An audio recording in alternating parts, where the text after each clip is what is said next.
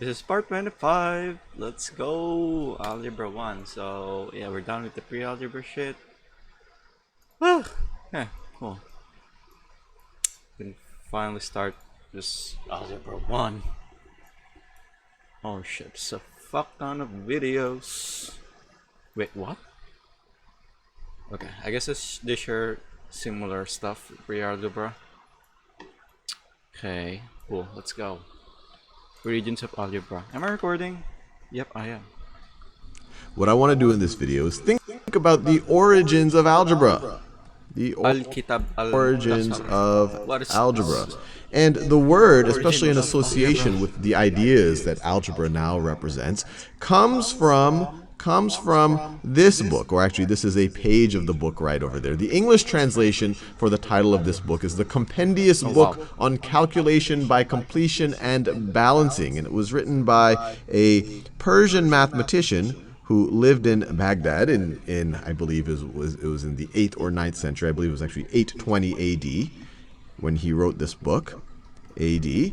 And algebra is the Arabic word that here's the title that he gave to it, which is the Arabic title. Algebra means restoration or completion. Restoration or completion. And he associated it in his book with a very specific operation, really taking something from one side of an equation to another side of an equation. But we can actually see it right over here. And I don't know Arabic, but I actually do know some languages that seems to have borrowed a little bit from Arabic, or maybe it went the other way around. But this says Al-Kitab, and I know just enough Urdu and Hindi to understand a good Indian movie. But Al-Kitab means book, so this part is book. What is book. Al-Muqtazar, I think that means compendious, because I don't know the word for compendious, and that seems like that. Fi hisab means calculation in Hindi or Urdu, so this is calculation. Al-Jabr, this is the root, this is the famous algebra, this is where it shows up. So this is for completion. Wow. You could view that as completion. Algebra. And then al-Muqabla, and that means essentially balancing, completion and balancing. So if we wanted to translate, and I know this isn't a video on translating Arabic, but the book, I guess this is saying compendious on calculation and calculation by completion and balancing is the rough translation right over there. But that is the source of the word algebra. And this is a very, very, very important book, not just because it was the first use of the word algebra, but many people view this book as the first time that algebra took took on many of its modern ideas of balancing an equation, the abstract problem itself, not trying to do one-off problems here or there. But Al-Khwarizmi was not the first person. And just to get an idea of where all of this is happening, so he was hanging out in Baghdad, and this part of the world shows up a lot in the history of algebra, but he was hanging out right there in around the 8th or 9th century. So let me draw a little timeline here just so we can appreciate everything.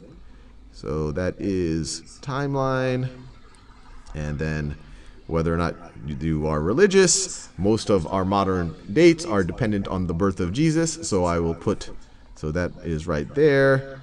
We'll put a cross over there to signify that. When we want to be non-religious, we say Common Era, before the Common Era. When we want to be religious, we say AD, which means in the year of our Lord, Anno, I don't know the Latin, Anno Domini, I believe, year of our Lord. And then when we want to, and in the religious context, instead of saying before Common Era, we say before Christ, BC. But either way, so this is 1000 in the Common Era, this is 2000 in the Common Era. And obviously we are sitting, at least when I'm making this video, I'm sitting right about there. And then this is 1000 before the Common Era. And this is 2000 before the Common Era. So the first traces, and I'm skipping out, and really it's just what we can find. I'm sure if we were able to dig more, we might be able to find other evidence of different civilizations and different people stumbling on many of the ideas in algebra. But our first records of people really exploring the ideas that are hit upon in algebra come from ancient Babylon, around 2,000 years before the Common Era, before Christ. So right around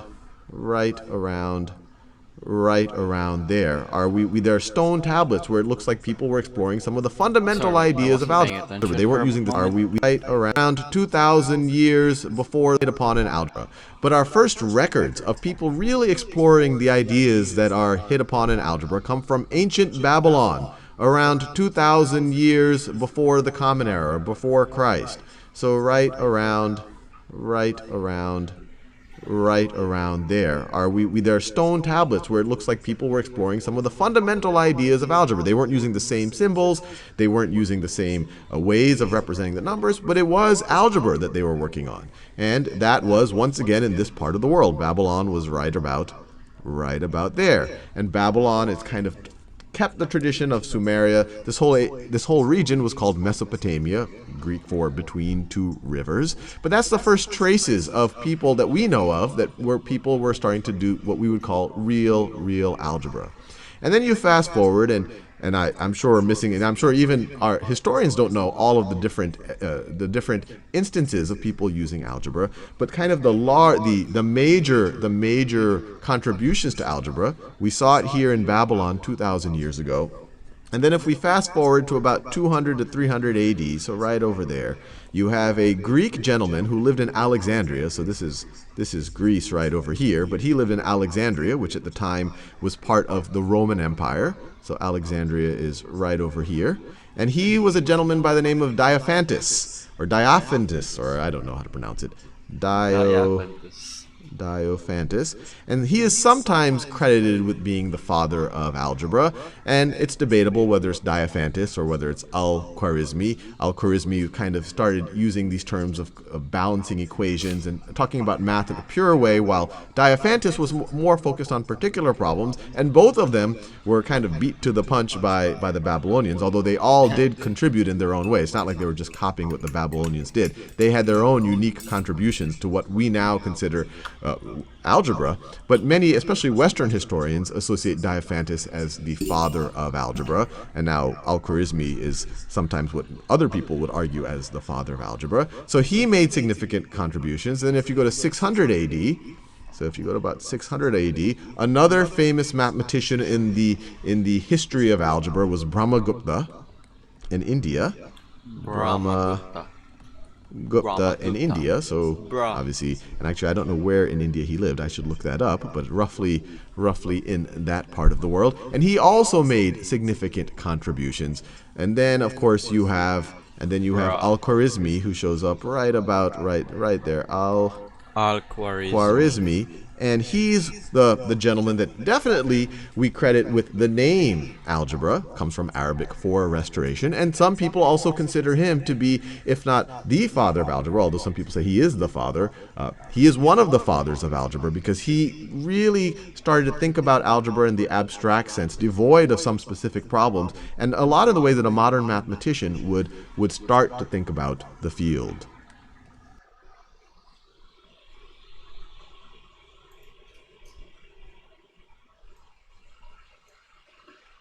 Wait, what? Last thing he said. He is one of the fathers of algebra because he really started to think about algebra in the abstract sense, devoid of some specific problems, and a lot of the way that a modern mathematician would start to think about the field. Okay, cool. Just gonna fix some sound settings.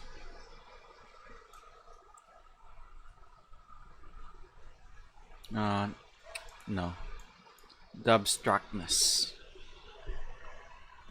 You'll hear me. Okay.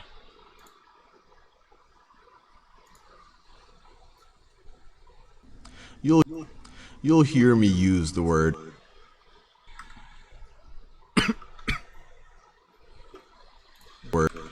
You'll hear me use the word abstract a lot, so I thought I would actually give you an attempt at a definition, or maybe even more important, an intuition of what abstract means. An abstract, it can be an adjective. You can have an abstract idea. You can have abstract art, or it can be a verb. You can abstract something, abstract the idea from some other idea. And you can even have it as a noun. You can have an abstract, and it tends to, when you use it as a noun, the one that I tend to associate is the abstract of a research paper, which is kind of distills the essence of the research paper. It's kind of a summary of that paper.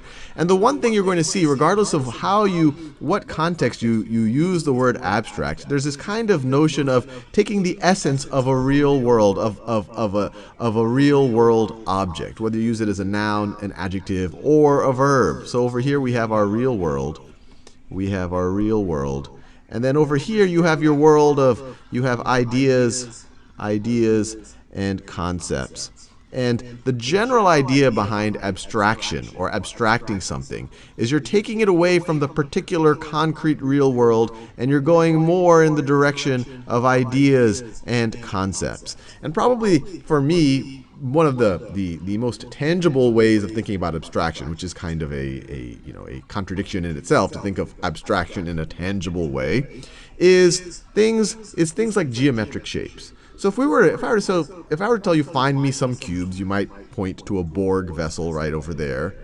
A Borg vessel. You might point to maybe a pair of dice. So let me draw the pair of dice if you are looking for cubes. So you might point to a pair of dice that looks something like that. You might point to a Rubik's Cube, anything that you could find. There might be a building that looks like a cube. Or maybe there's a box in your house that is a cube.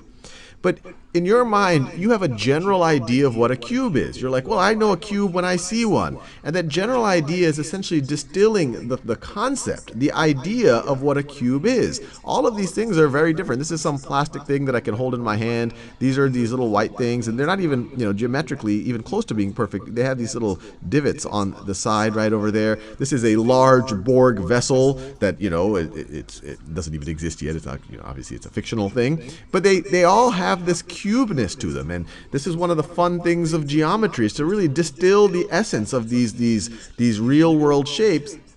And we do have a definition in geometry, which is an object like this. I guess you could have an object like this, where every side has the exact same length. So if this is length 1, then that would be length 1, that is length 1. But it doesn't have to be. Whatever the length this side is in this dimension, then in this dimension it's going to be that length, and in that dimension it's going to be in that length. And I'm not giving you the rigorous geometric definition, but I'm just trying to highlight that there is a pure idea of what a cube is.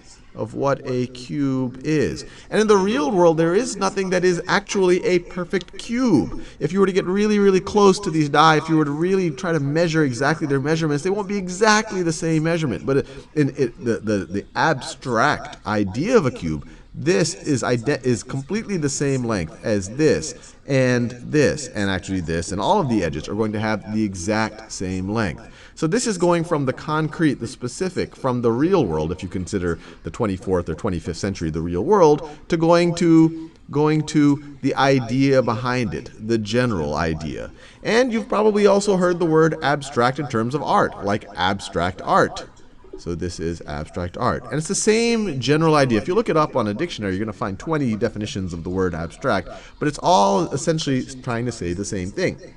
Abstract art is art that is not focused on trying to paint reality the exact way that reality exists. If you look at kind of a lot of Renaissance art, they're skilled at painting figures exactly how they look in the real world. But the abstract artists, sometimes they're not even trying to even represent anything that's in the real world. They're trying to represent a raw idea, or they're trying to represent a raw expression of color and form and texture. And this is a Jackson Pollock painting right over here, and I pronounce many things wrong. This was taken by our own Stephen Zucker, art historian. And as you can see, it's not clear. Jackson Pollock is not trying to paint, a dog or a horse or anything like that. He is painting something that is devoid. It's completely independent of anything that we actually see in physical reality. And the word abstraction, it doesn't just apply to pure geometry and art. It applies to almost everything that we do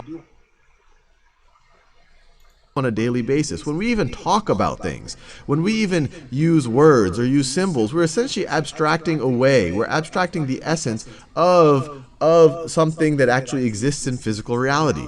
So if I use the word dog, It's a set of symbols. This set of symbols represents something in our minds that we associate with dog. We have in our minds kind of the qualities of what a dog actually is. You know, it has 4 legs and floppy ears, and you enjoy petting it, and they're man's, or I guess people's, best friend. You imagine this thing called a dog. And it has the essence of dogness, even though when you actually look at dogs in the real world, they look very, very, very different types of animals. Whether you're looking at a Great Dane or a kind of a super small poodle, but we recognize there's an essence of those particulars that we can abstract away and say this is a dog. And then we abstract it even more by representing these letter symbols that tend to conjure up this image, even when we write something as simple as a number.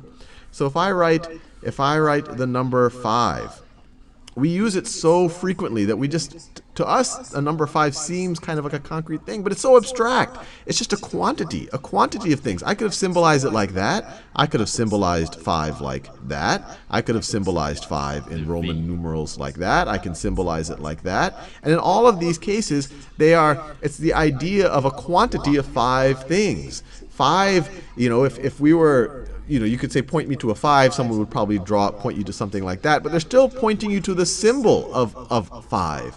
But it's still a very, very abstract idea. So hopefully this gives you an appreciation for what abstract means. As you can tell, it's kind of for lack of a better word, it's kind of an abstract idea. Not to be too cute about that. The beauty of algebra. Before we get into the meat of algebra, I wanted to give you a quote from one of the greatest minds in human history, Galileo Galilei, because I think this quote encapsulates the true point of algebra and really mathematics in general. He said, "Philosophy is written in that great book which ever lies before our eyes. I mean the universe. But we cannot understand it if we do not first learn the language and grasp the symbols in which it is written. This book is written in the mathematical language, without which one wanders in vain through a dark labyrinth." Wow. So very dramatic, but very deep.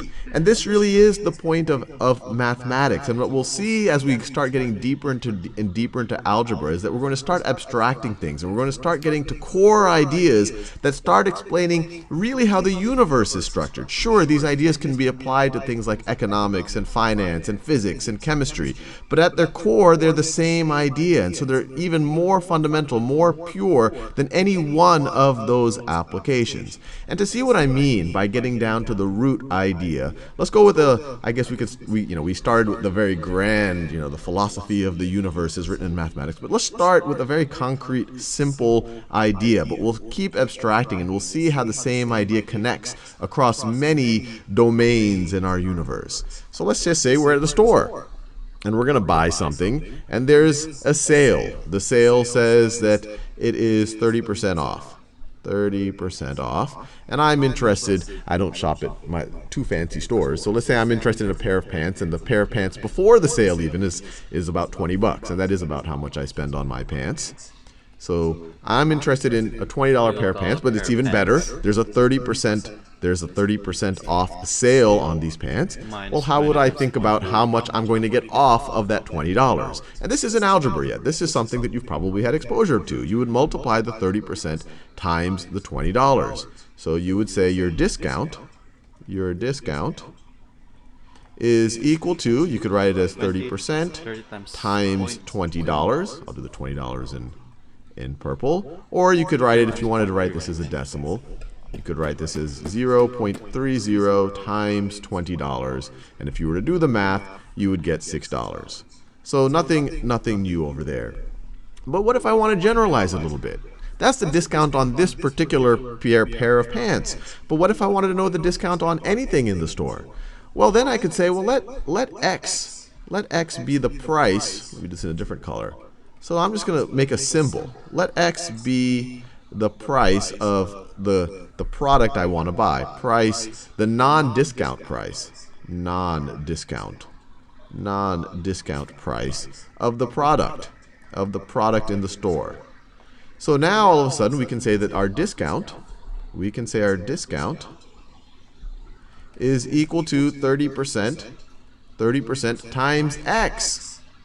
30% times x. Or if we wanted to write it as a decimal, we could write, if we wanted to write 30% as a decimal, we could write 0.30 times x times x. Now this is interesting. Now you give me the price of any product in the store, and I can substitute it in for x, and then I can essentially multiply 0.3 times that, and I would get the discount. So now we're starting to, very slowly, we're starting to get into the abstraction of algebra. And we'll see that these will get much more nuanced and deep, and frankly, more beautiful as we start studying more and more kind of algebraic ideas. But we aren't done here. We can abstract this even more. Over here, we've said we've generalized this for any product. We're not just saying for this $20 product. If there's a $10 product, we can put that $10 product in here for x, and then we would say 0.30 times 10, and the discount would be $3. It might be a $100 project, then the discount would be $30. But let's generalize even more. Let's say, well, what is the discount for any given sale when the sale is a certain percentage? So now we can say that the discount, let me define a variable. So let's let m equal, or I'll say p just so it makes sense.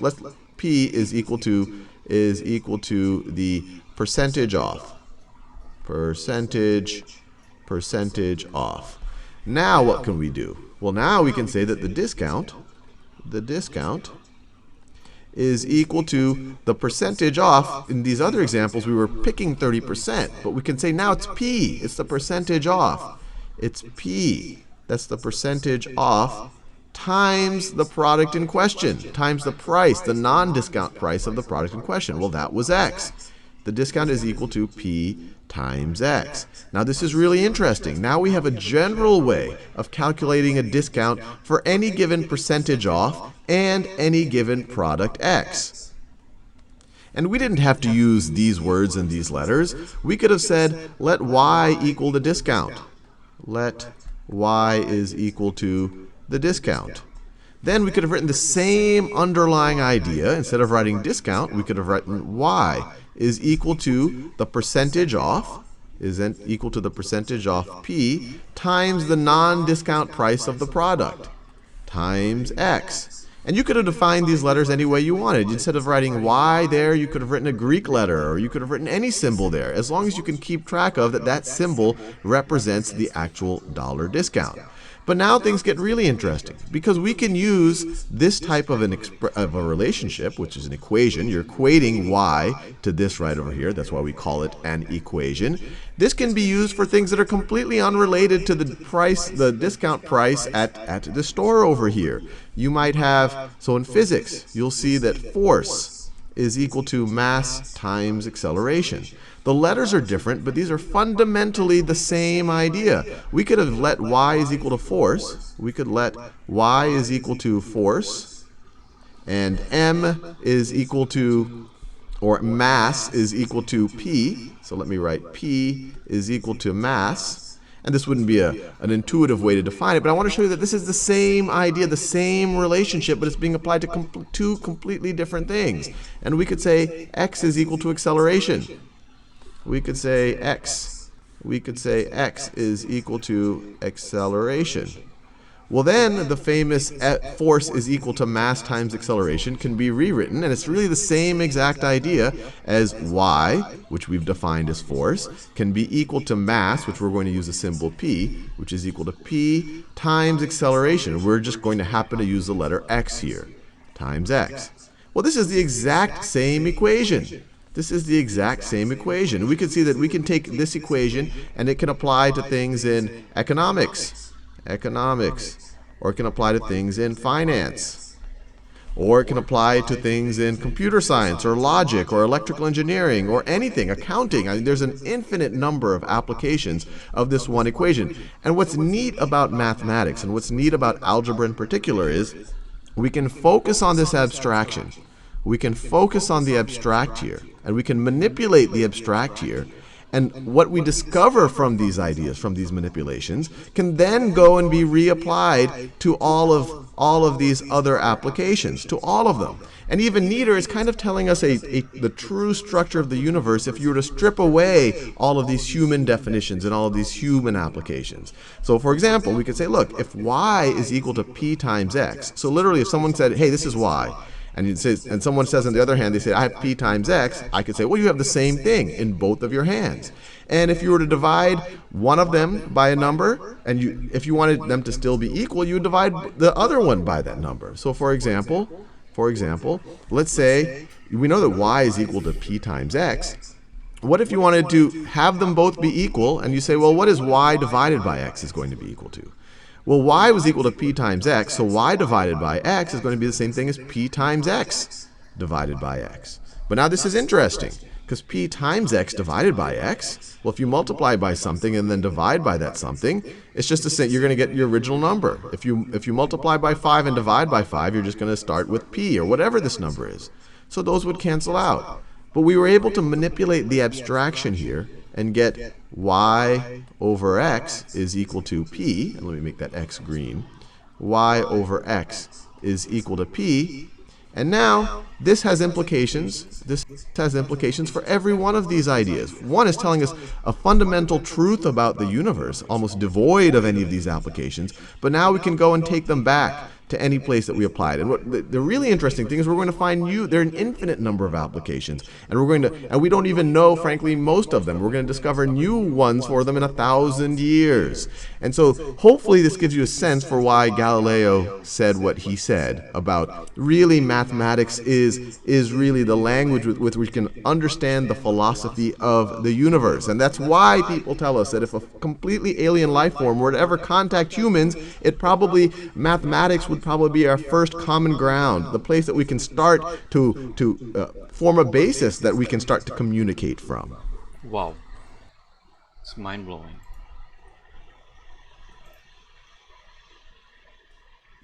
This right here is a picture of René Descartes. Once again, one of the great minds in both math and philosophy. And I think Descartes. Once again, one of the great minds in both math and philosophy. And I think you're seeing a little bit of a Yep, I am. trend here that the great philosophers were also great mathematicians and vice versa. And he was somewhat of a contemporary of Galileo. He was 32 years younger, although he died shortly after Galileo died. This guy died at a much younger age. Galileo was well into his 70s. Descartes died at this is only 54 years old. And he's probably most known in popular culture for this quote right over here, a very philosophical quote, "I think, therefore I am."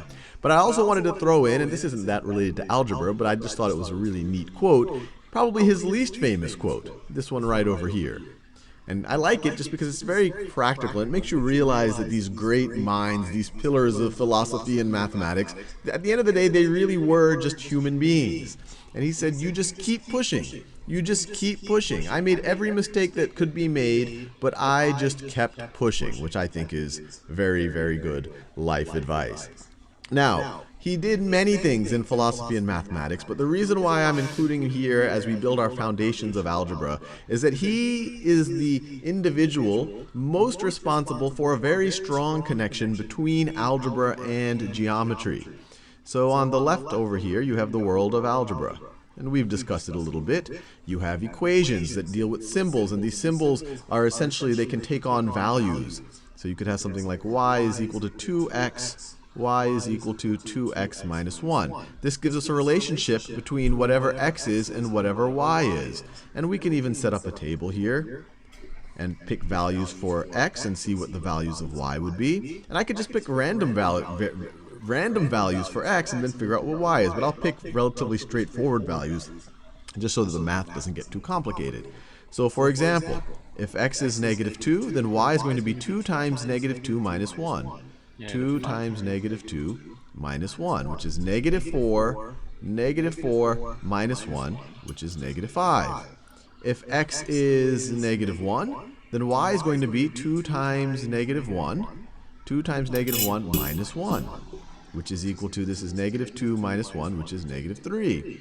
If x is equal to 0, x is equal to 0, then y is going to be 2 times 0 minus 1. 2 times 0 is 0 minus 1 is just negative 1. I'll do a couple more. If x is 1, and I could have picked any values here. I could have said, well, what happens if x is the negative square root of 2? Or what happens if x is negative 5 halves? Or positive 6 sevenths? But I'm just picking these numbers because it makes the math a lot easier when I try to figure out what y is going to be. But when x is 1, y is going to be 2 times 1 minus 1. 2 times 1 is 2, minus 1 is 1. And I'll do one more. I'll do one more in a color that I have not used yet. Let's see, this purple. If x is 2, then y is going to be 2 times 2. Now our x is 2 minus 1. Minus 1. So that is 4 minus 1 is equal to 3. So fair enough. I just kind of sampled this relationship. I said, okay, this describes a general relationship between a variable y and a variable x. And then I just made it a little bit more concrete. I said, okay, well then if x is one of these variables, for each of these values of x, what would be the corresponding value of y? And what Descartes realized is that you could visualize this. One, you could visualize these individual points, but that could also help you in general to visualize this relationship.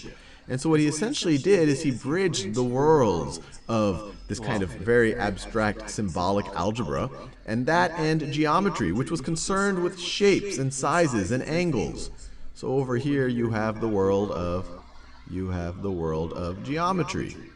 And obviously there are people in history, maybe many people who history may have forgotten, who might have dabbled in this. But before Descartes, it's generally viewed that geometry was Euclidean geometry. And that's essentially the geometry that you study in a geometry class in 8th or 9th grade or 10th grade in a traditional high school curriculum. And that's the geometry of studying the relationships between triangles and their angles and the relationships between circles, and you have radii, and then you have triangles inscribed in circles and all the rest, and we go into some depth in that in the geometry playlist. But Descartes says, well, I think I can represent this visually the same way that Euclid was studying these triangles and these circles. He said, well, why don't I, if we view a piece of paper, if we think about a two-dimensional plane, you could view a piece of paper as kind of a section of a two-dimensional plane. We call it two dimensions because there's two directions that you could go in. There's the up-down direction, that's one direction. So let me draw that. I'll do it in blue because we're trying to visualize things. So I'll do it in the geometry color. So you have the up-down direction, and you have the left-right direction. That's why it's called a two-dimensional plane. If we were dealing in 3 dimensions, you would have an in-out dimension. In-out. And it's very easy to do 2 dimensions on the screen because the screen is two-dimensional. And he says, well, you know, there are 2 variables here, and they have this relationship. So why don't I associate each of these variables with one of these dimensions over here? And by convention, let's make the y variable, which is really the dependent variable. The way we did it, it depends on what x is. Let's put that on the vertical axis. And let's put our independent variable, the one where I just randomly picked values for it to see what y would become, let's put that on the horizontal axis. And it actually was Descartes who came up with a convention of using x's and y's, and we'll see later z's in algebra so extensively as unknown variables, or the variables that you're manipulating. But he says, well, if we think about it this way, if we number these dimensions, so let's say that in the x direction, let's make this right over here.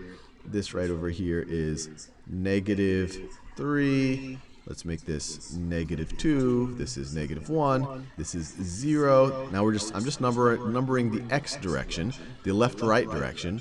Now this is +1. This is +2. This is +3.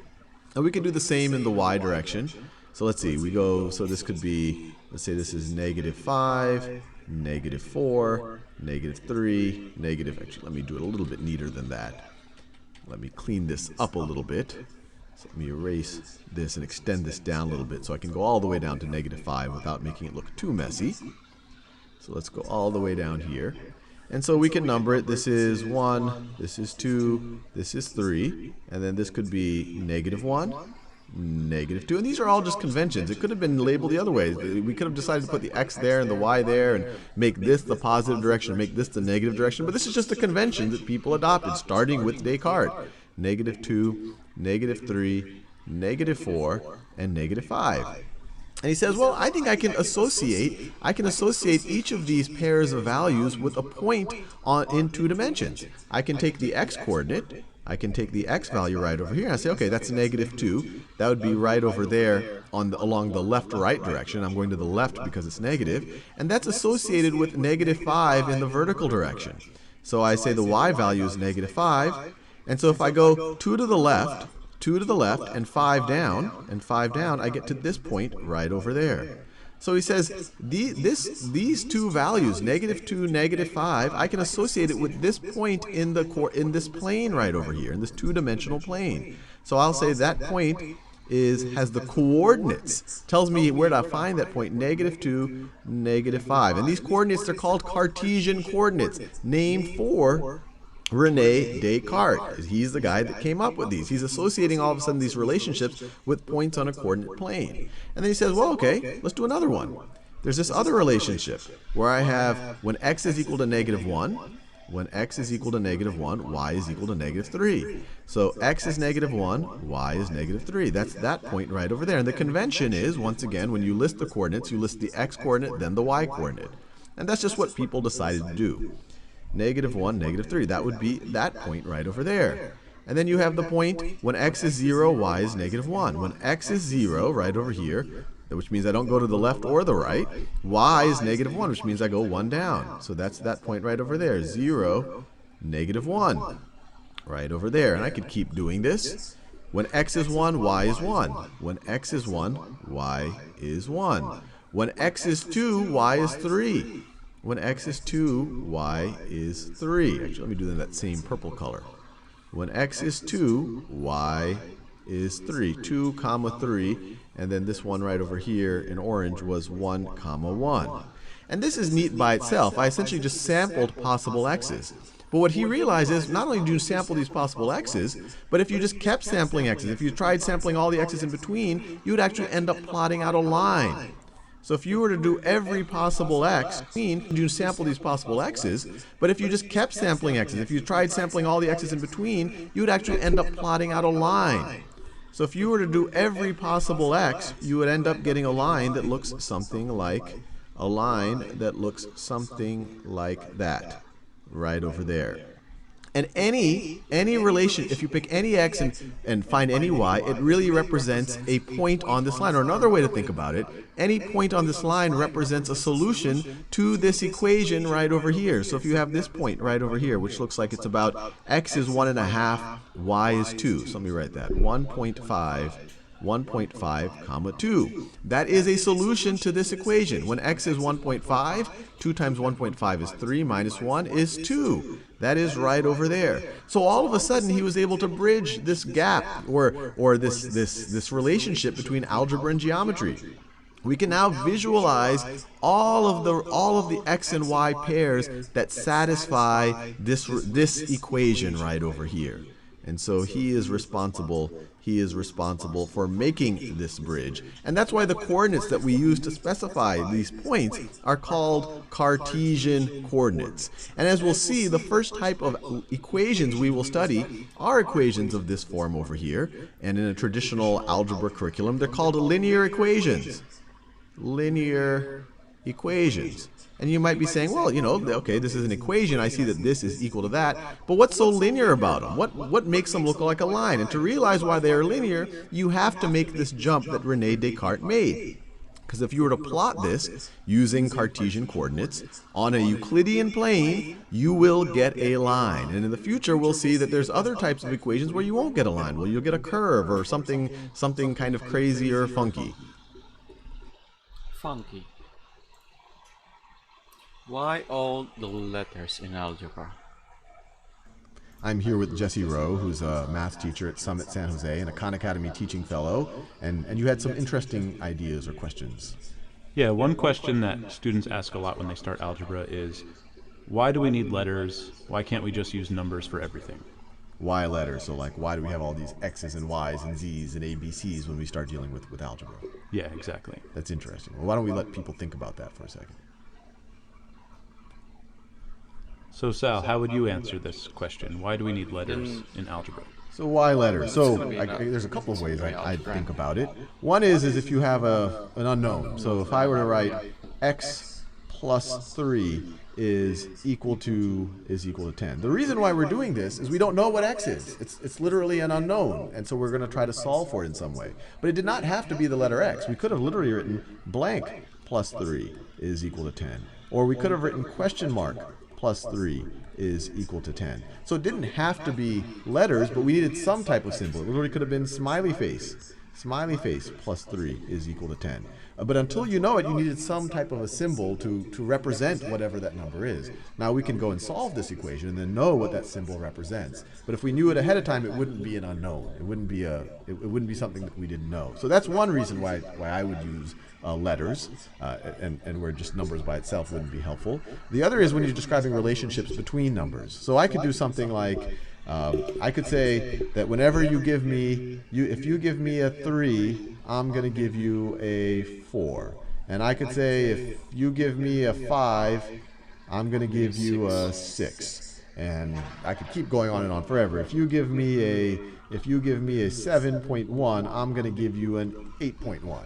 And I could keep listing this on and on and on forever. Maybe you could give me any number and I could tell you what I'm going to give you, but it would obviously, I'd run out of space and time if I were to list all of them. And we could do that much more, I guess, elegantly if we used letters, if we to describe the relationship.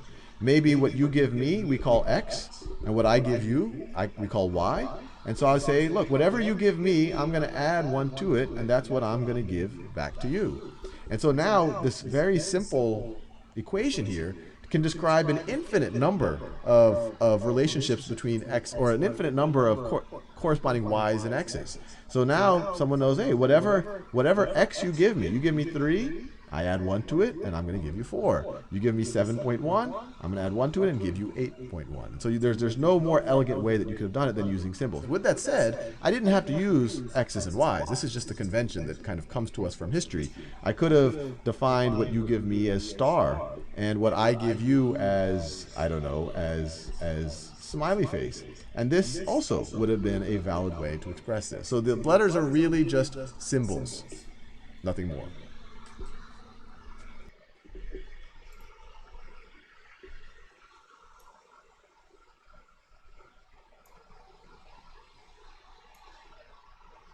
Oh shit, direct squeeze 1. Wow.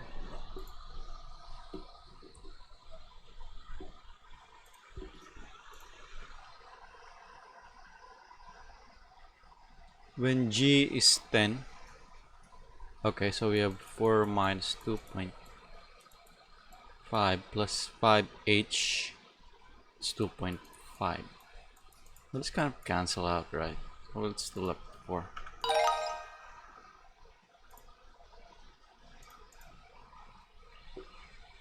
Plus when y equals 10 and z is 5, so 10 over 5 plus 2, and y 10 5.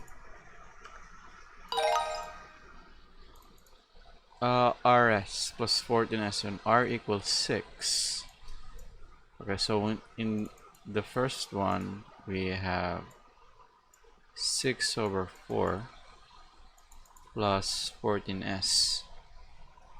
14 divided by 14 divided by 4.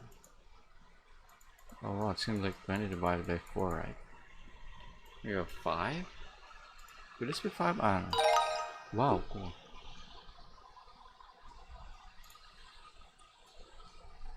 So we have 13 minus 0.75. What's 0.7? What's that one as well? Okay, let's just write it there for a moment. Plus 8x. 8 divided by 2, we get 4. 0.775 divided by 12. Okay, I actually don't know. Let's solve for this part. What's an easy way we can solve this?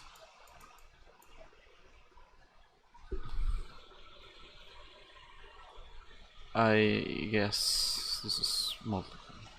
What's the factor of this? We have 2, 6, and 2, 3. and this is like 325, and that's like 5 as well. Okay, we got both 3, so I guess we got 4.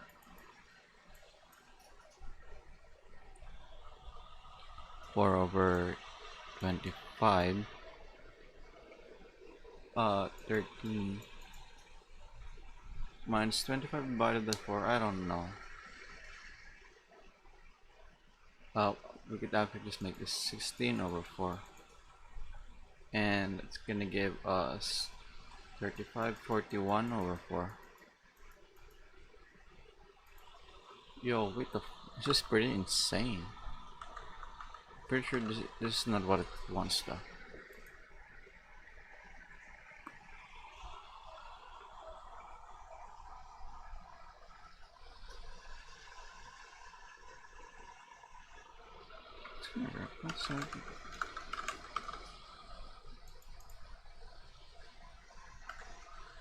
Same, right? We're not divided by 4.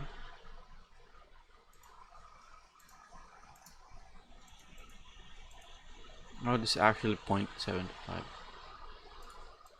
So, did that. The same. It's not the same shit. Oh, actually the same shit. Okay. You have 8x 1/2. 8 over 4. Yo. 8 over 2 I meant. That's 16 over 4. We add that, we get 41. Number 4. Holy shit.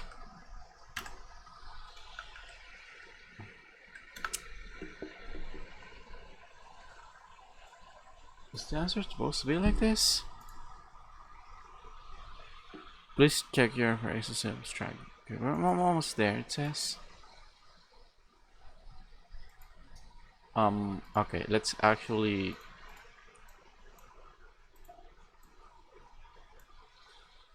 do 4 plus 41 over 4. 13 times 4, 12, 4. Okay, so we have 50. 12, 1, 4, 5, 52. So it's 93 over 4. So this is 2 by 2. They have common factors. It's not divisible by 2 or 4. 93 over 4.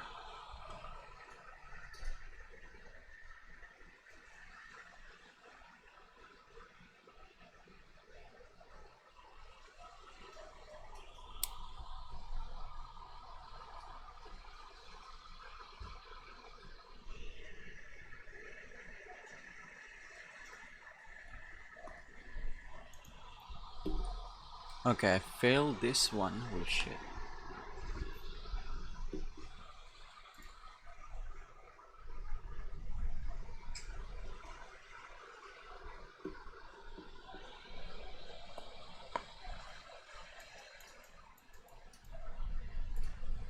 Is this wrong? 13 times 4.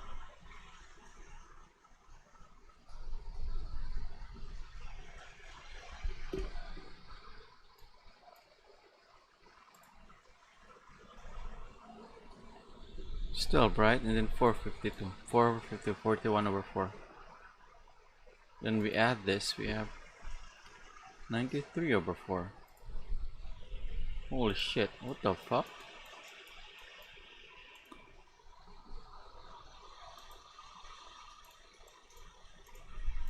Let's try this again. 13 minus 0.75 times 12. Oh shit, it's minus. Oh fuck, I messed up.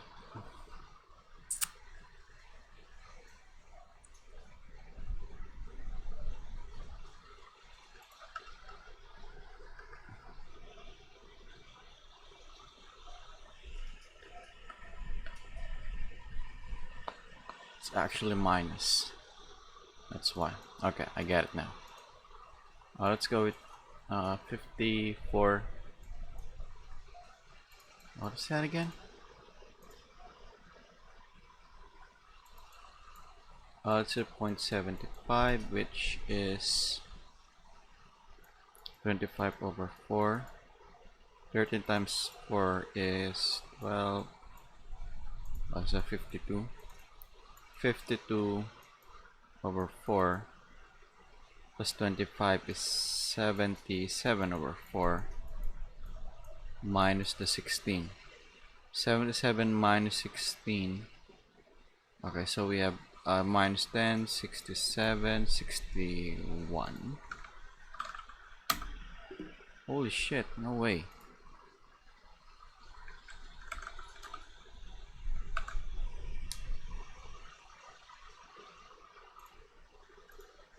What?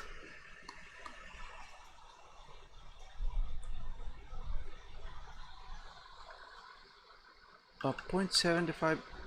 Oh my god. I divided by 12. I fucked up. I fucked up. I fucked up so bad. I fucked it up so bad. I now know why I'm an idiot. 14. Gosh, I fucked it up so bad. So we have 16, 13 minus 16. We have negative 3 plus 4. Oh my god, I fucked it up so bad. Oh, wait, what? Still not right?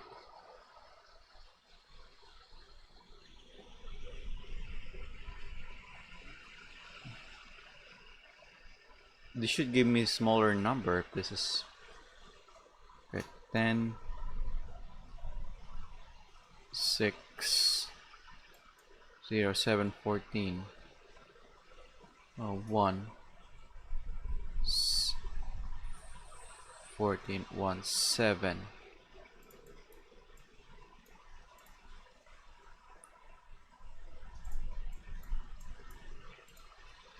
7, 8, 9. 13. 13 minus 4 plus 4, 8. Oh my fucking god, I fucked it up. I fucked over here. Okay, E is 12 divided by 4. So you get, so 3 plus 2F, 1/2, so we have 1 minus 3.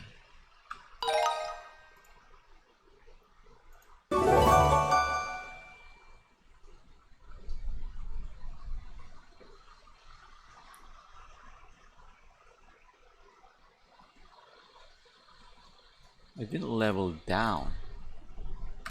Why?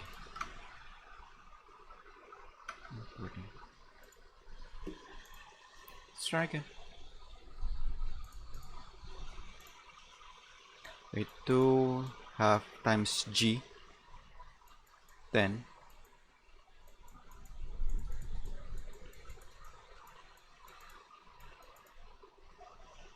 4, I mean, you have 1, and then it's gonna be like 2, so we definitely got 4 plus 3, H. H is 6, we get 18, minus 6, 12, 12, 16. Okay, point M, 10, 30. Okay, so we get 0.3 plus 8, 8.3 minus 12n. 12 divided by 4, we get 3. 5.3, I guess. Oh fuck. Oh my god. Let's try again. M. Oh my god, it's 3, not point 3. Plus 8, 11, minus 4. Should be not 4. 12 is minus actually 8. Wow, I kept fucking up. 25 over 5, so we get 5 minus 0.2k. Okay, so we have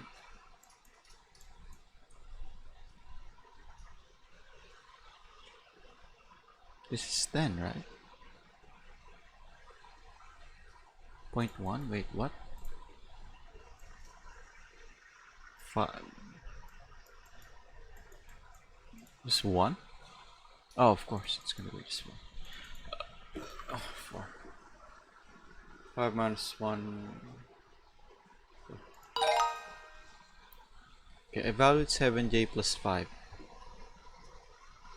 7j half 3.5 plus 5, 8.5,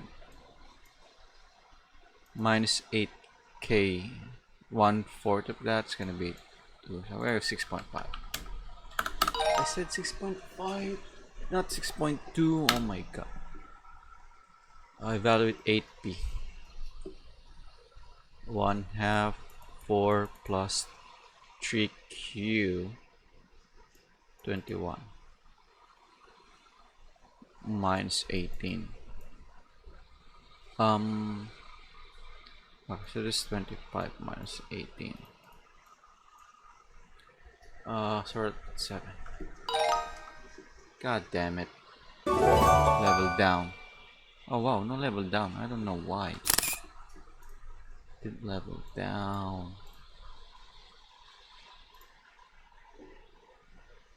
Okay, let's see. 8a. Okay, so we have 4 minus 1 plus. So we get 3 plus half of 10 be 5, 8.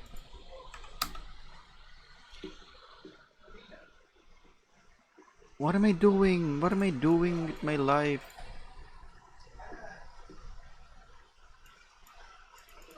It's 2 minus 1, 1. Oh my god, 5, 6. I'm out of my mind. 6 over 4. Which is 3 halves plus 3d 21. Okay, so this is 42 over 2. So we have 45 over 2. Is this really what it wants?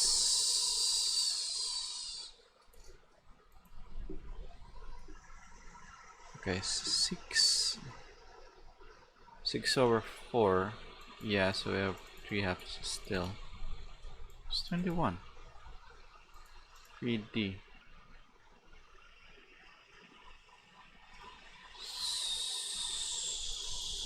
So 45 over 2? E is 15 minus half of 2, 1/14. Evaluate 8a minus 1. Okay, this was the same shit earlier. 2 minus 1, 1 plus half, 5, 6.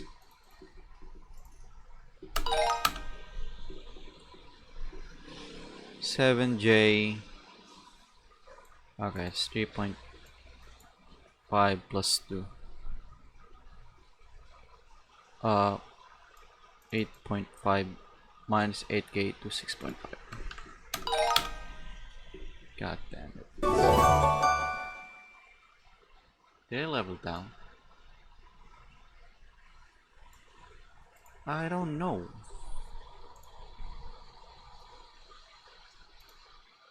Can't believe I'm taking this quiz for the 4th time.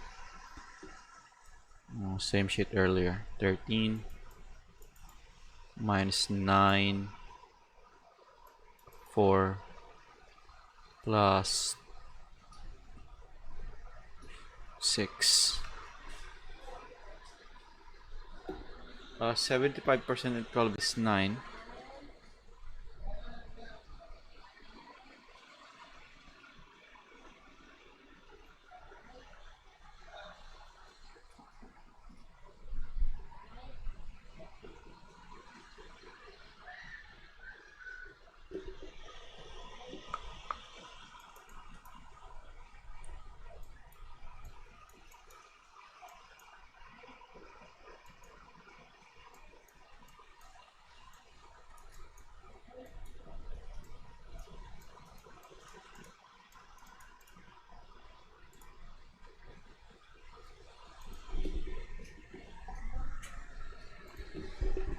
What is wrong with me? I answered this earlier.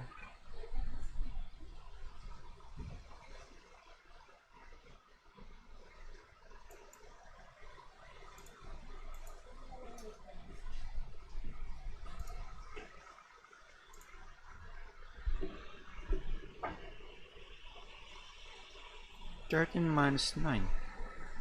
It's 4. Plus 8 to 4. Oh my god. 8j 2 minus k 1 1.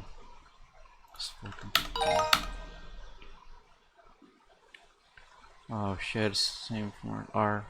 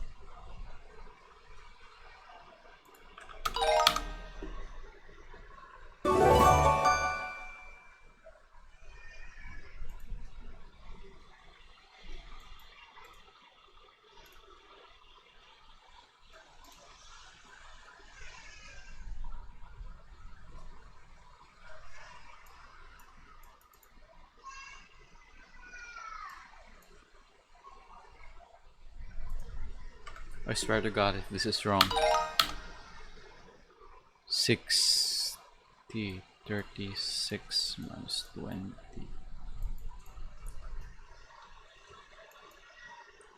30 32u. It's gonna be 8.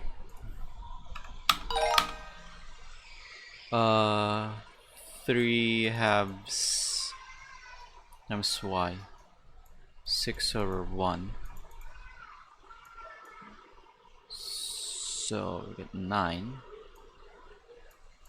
minus 3 6 plus 5/3 times z 3. It's gonna cancels out, so we're left with 5 11. Of course, to be sure 3 halves times y when y is equals to 6, so we have 3 halves times 6 over 1. Cancel that shit out, get 1 and then 2, get 3, 9 minus 3, you get 6 plus 5/3 and z is 3, so it's cancelled at 5. 6 plus 5 is 11. Okay, E divided by 4. 12 divided by 4, so we get 3 plus 2F1, 4. Yeah.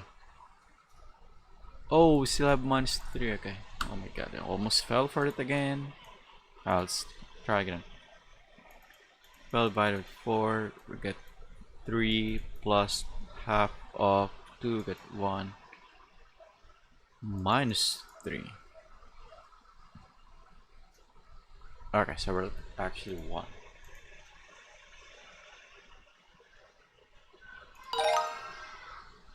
One fourth of C. 1/4 times 6.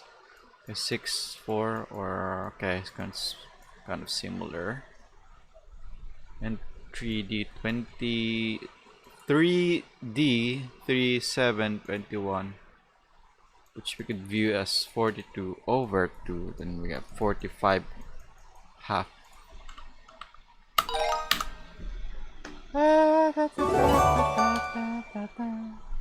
Block, what's this?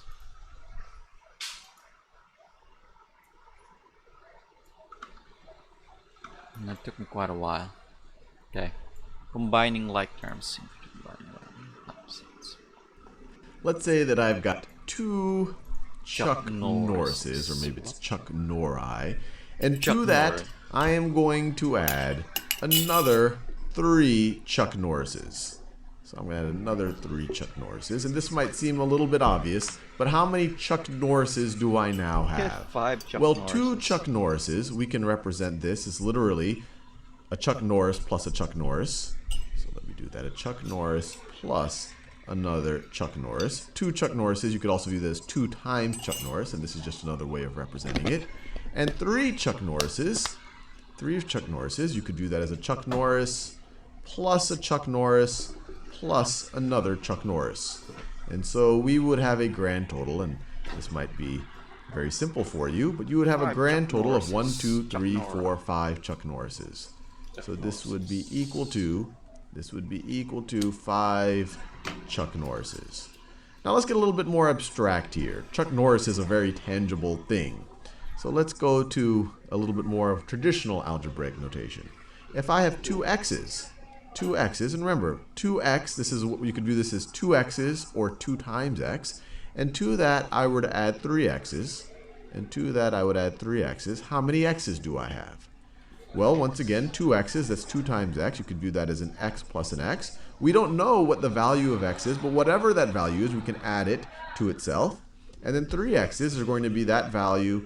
Let me do that in that same green color. 3 x's are going to be that value plus whatever that value is. And so how many x's do I now have? Well, I'm going to have 1, 2, 3, 4, 5 x's. So 2x plus 3x is equal to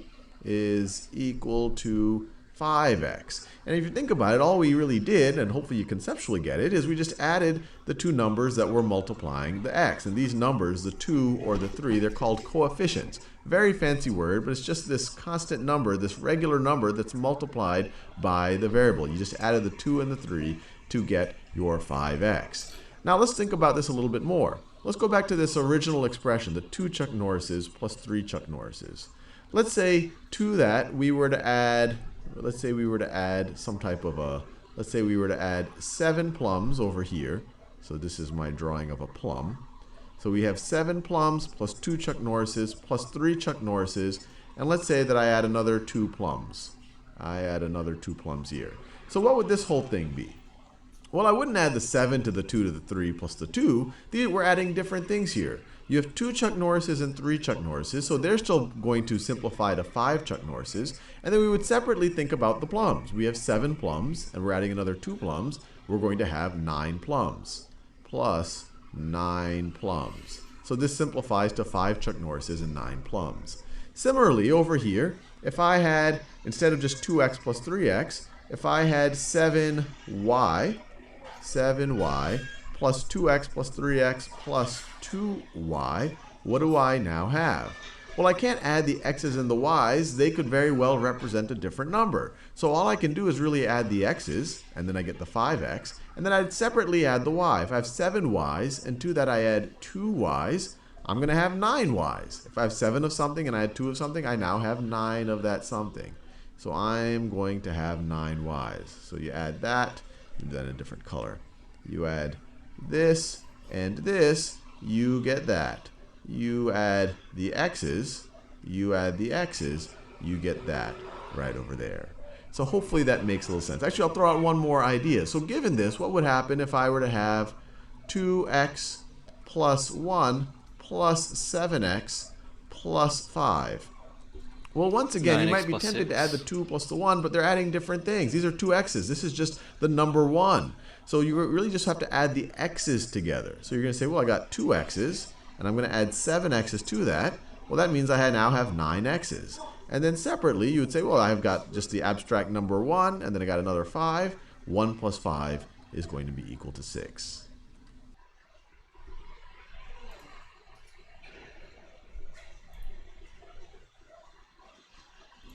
I've gotten feedback that all the Chuck Norris imagery in the last video might have been a little bit too overwhelming. So for this video, I've included something a little bit more soothing. So let's try to simplify some more expressions. And we'll see we're just applying ideas that we already knew about. So let's say I want to simplify the expression 2 times 3x plus 5. Well, this literally means 2 3x plus 5s. So this is the exact same thing as, so this is 1 3x plus 5. And then to that, I'm going to add another 3x plus 5. This is literally what 2 times 3x plus 5 means. Well, this is the same thing as, if we just look at it right over here, we have now 2 3x's. So we could write it as 2 times 3x, plus we have 2 5s. Plus we have 2 5s. So plus 2 times 5. But you might say, hey, Sal, isn't this just the distributive property that I know from arithmetic? I've essentially just distributed the 2. 2 times 3x, 2 times 3x, plus 2 times 5. And I would tell you, yes, it is. And the whole reason why I'm doing this is just to show you that it is exactly what you already know. But with that out of the way, let's continue to simplify it. So when you multiply the 2 times the 3x, the 2 times the 3x, you get 6x. You multiply the 2 times the 5, you get 10. So this simplified to 6x plus 10. Now let's try something that's a little bit more involved, but once again, really just things that you already know.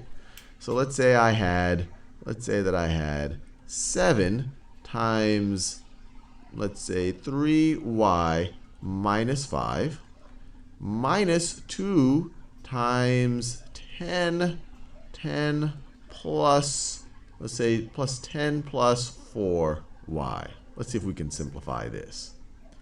Well, let's work on the left-hand side of the expression, the 7 times 3y minus 5.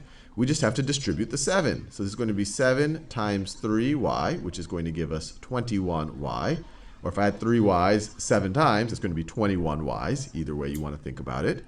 And then I have 7 times, we're going to be careful with the sign, this is 7 times negative 5. 7 times negative 5 is negative 35. So we've simplified this part of it. Let's simplify the right-hand side. So you might be tempted to say, oh, 2 times 10 and 2 times 4y, and then subtract them. And if you do that right and you distribute the subtraction, it would work out. But I like to think of this as negative 2. As negative would work 4y, and then subtract side. So you might be tempted to say, oh, 2 times 10 and 2 times 4y, and then subtract them. And if you do that right and you distribute the subtraction, it would work out. But I like to think of this as negative 2. As negative 2, and we're going to distribute the negative 2 times 10, and then we're going to distribute the negative, or times 10, and then negative 2 times 4y. So negative 2 times 10, negative 2 times the 10 is negative 20. So it's minus 20 right over here. And then negative 2 times 4y, negative 2 times 4 is negative 8, so it's going to be negative 8y. So let's write a minus 8y right over here. And are we done simplifying? Well, no, there's a little bit more that we can do. We can't add the 21y to the negative 35 or the negative 20 because these are adding different things or subtracting different things. But we do have two things that are multiplying y. We have the Let me do them all in this green color. You have 21y's right over here. And then from that, we are subtracting, or we can view it as, from that, we are subtracting 8y's. So 21 of something, if I have 21 of something and I take 8 of them away, I'm left with 13 of that something. So those are going to simplify to 13y's. And then I have negative 35. This is a new color.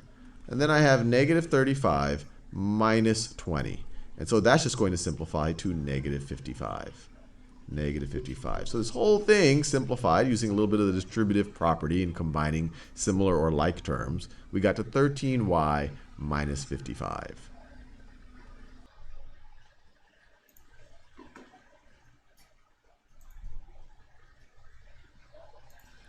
Now we have a very, very, very hairy expression. And once again, I'm going to see if you can simplify this. And I'll give you a little time to do it. Let me do it. So this one is Minus 2x squared plus 2x plus y squared minus 4xy plus 2y plus 3x squared. Well, I guess it's kind of a different term, so let's see. Let's do the axis first. Yeah. Axis.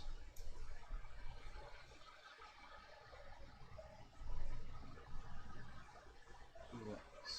Can you add this thing? They have different powers though. I guess this one cancel out. Add 4x and minus 4x. Then we're left with negative y. 2x plus 3x squared. So that's plus 1x squared. Okay, this one's out, this one's... it's still 1. Negative y. 3x squared and 2x squared is going to left 1x squared. And then plus 2x and y squared. Okay, let's see. 2x plus x squared minus y plus y squared. Is even crazier than the last few we've looked at. We've got y's and xy's and x squareds and x's and, well, more just xy's and y squareds and on and on and on. And there will be a temptation, because you see a y here and a y here, to say, oh, maybe I can add this negative 3y plus this 4xy somehow, since I see a y and a y. But the important thing to realize here is that a y is different than an xy. Think about if they were numbers. If y was 3 and an x was a 2, then a y would be a 3, while an xy would have been a 6. And a y is very different than a y squared. Once again, if the y took on the value 3, then the y squared would be the value 9. So even though you see the same letter here, they aren't the same. I guess you cannot add these two or subtract these two terms. A y is different than a y squared, is different than an xy. Now with that said, let's see if there is anything that we can simplify. So first let's think about the y terms. So you have a negative 3y there. Do we have any more y terms? Yes, we do. We have this 2y right over there. So I'll just write it out. I'll just reorder it. So we have negative 3y plus 2y. Now let's think about, and I'm just going in an arbitrary order, but since our next term is an xy term, let's think about all of the xy terms. So we have plus 4xy right over here. So let me just write it down. I'm just reordering the whole expression. Plus 4xy, and then I have minus 4xy right over here. So minus 4xy. Then let's go to the x squared terms. I have negative 2 times x squared, or minus 2x squared.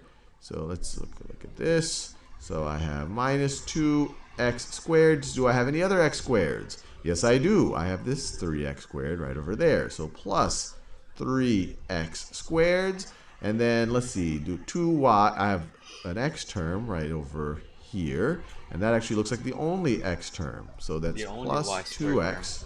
And then I only have one y squared term. I'll circle that in orange. So plus plus y squared. So all I have done is I've reordered the statement and I've color-coded it based on the type of term we have. And now it should be a little bit simpler. So let's try it out. If I have -3 of something plus 2 of that something, what do I have? Or another way to say this, if I have 2 of something and I subtract 3 of that, what am I left with? Well, I'm left with -1 of that something. So I could write -1y, or I could just write -y. And another way to think about it, but I like to think about it intuitively more, is what's the coefficient here? It is -3. What's the coefficient here? It's 2. We're obviously both they're both y terms, not xy terms, not y squared terms, just y. And so -3 plus 2 is -1, or -1y is the same thing as -y. So those simplify to this right over here. Now let's look at the xy terms. If I have 4 of this, 4 xy's, and I were to take away 4 xy's, how many xy's am I left with? Well, I'm left with no xy's. Or you could say, add the coefficients. 4 plus -4 gives you 0 xy's. Either way, these two cancel out. If I have 4 of something and I take away those 4 of that something, I'm left with none of them. And so I'm left with no xy's. And then I have right over here, I could have written 0 xy, but that wouldn't, that seems unnecessary. Then right over here, I have my x squared terms. -2 plus 3 is 1. Or another way of saying, if I have 3 x squareds and I were to take away 2 of those x squareds, I'm left with 1 x squared. So this right over here simplifies to 1 x squared, or I could literally just write x squared. 1 x squared is the same thing as x squared. So plus x squared. And then these, there's nothing really left to simplify. So plus 2x plus 2x plus y squared plus y squared. And we're done. And obviously you might have gotten an answer in some other order, but the order in which I write these terms don't matter. It just matters that you were able to simplify it to these 4 terms.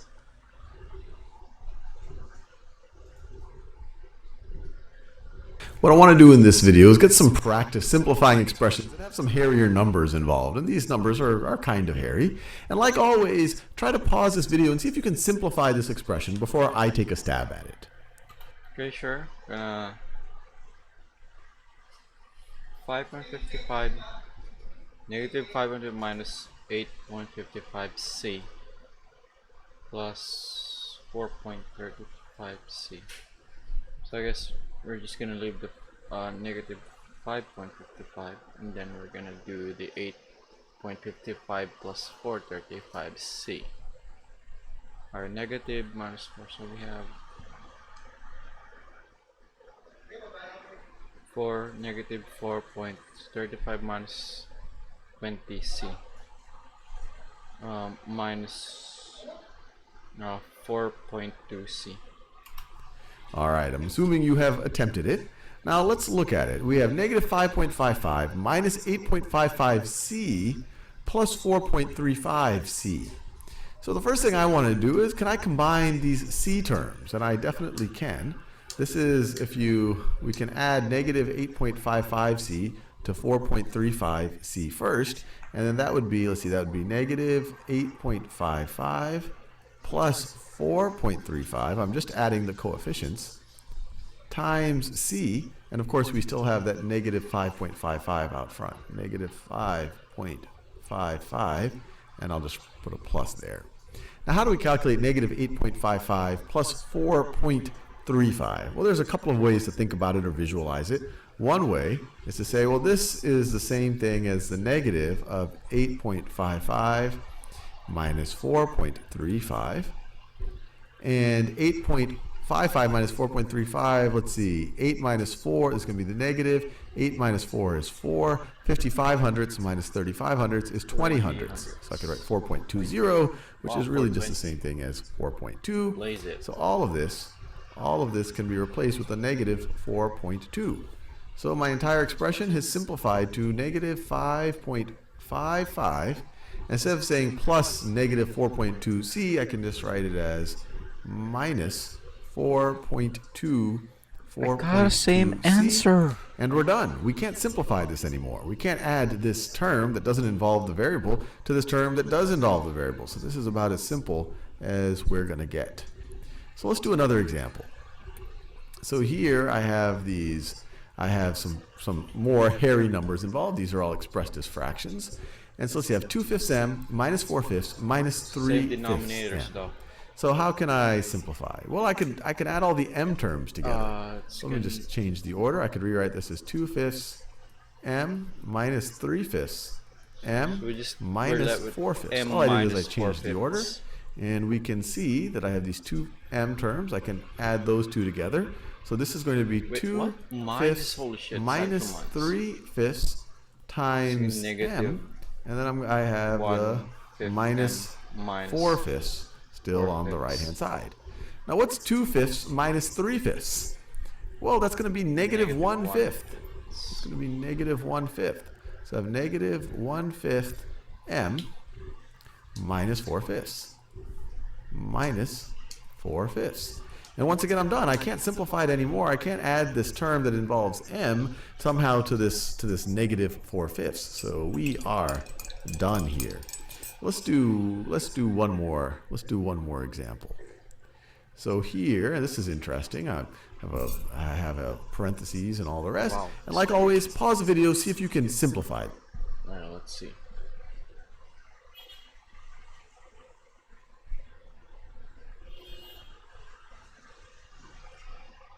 Times, not actually. 1.5 times 2. Wait, what? It's 2/5, right? 2/5. 2/5 m minus 4/5 m. For actual 4/5. 2/5 m minus 4/5 plus 3/5, so we get like 2/5 m minus 1/5. 5 is. All right, let's work through it together. Now the first thing that I want to do is let's distribute this 2 so that we just have 3 terms that are just being added and subtracted. So if we distribute this 2, we're going to get 2 times 1/5 m is 2/5 m. Let me make sure you see that m is right here. 2 times negative 2/5 is negative 4/5. And then I have plus 3/5. Yep. Now how can we simplify this thing I more? got. Well, I have these 2 terms here that don't Second involve the and variable. third Those are terms. just numbers. I can add them to each other. So I have negative 4/5 plus 3/5. So what's negative 4 plus 3? Negative That's going to be negative 1. 1/5. So this is going to be negative 1/5. What we have in yellow here, and I still have the Hey, you got the 2 same over 5 answer. m. 2/5 m minus 1/5. And we're done. We've simplified that as much as we can. Nice. Okay, let's start. Negative coefficients. Let's do okay.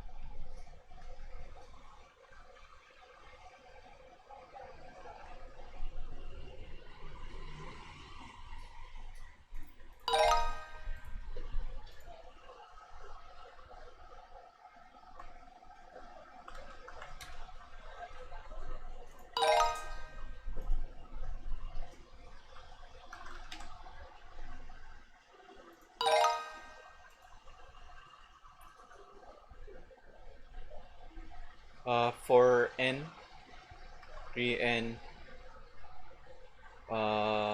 plus 6 minus 4. Okay. Negative 4y. Negative 4 negative 7. Skill is proficient.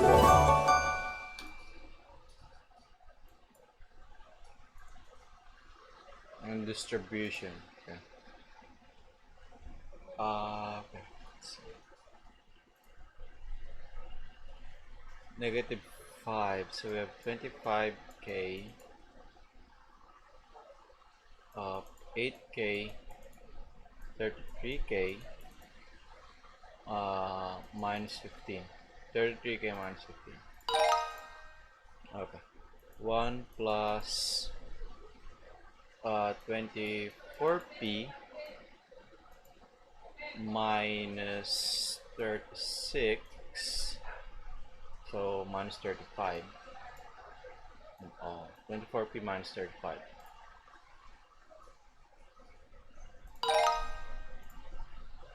Simplify to create an equivalent expression. Okay.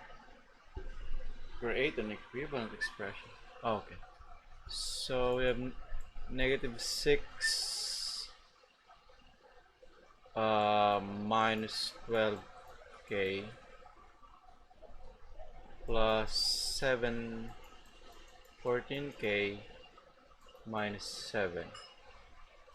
So we have 2k, negative 7, negative 13.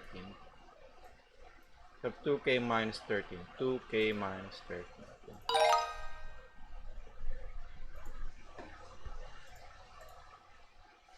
Okay, so we have 10n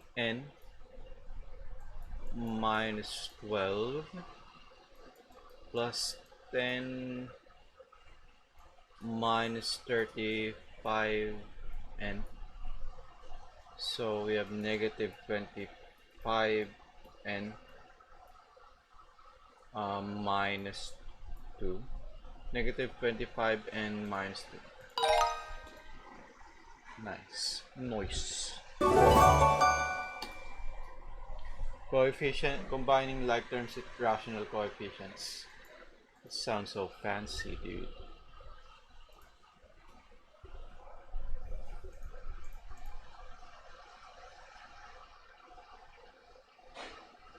Okay, so what's this? Oh my gosh. 1.5 is gonna be negative 30r plus 75% of plus 15.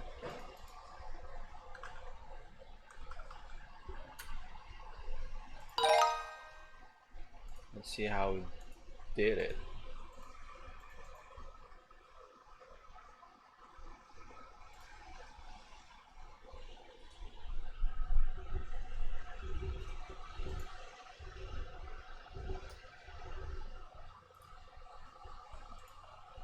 One half 1.5y plus not real plus minus 5r. Half of 3 1.5y, negative half times 10, we have negative 5. Cool. Let's see over here. This is the same thing as negative 4 over 6a plus 5a is 11 6a, or 1 and 5 over 6a minus 1 6. Yeah. What? I can't do that.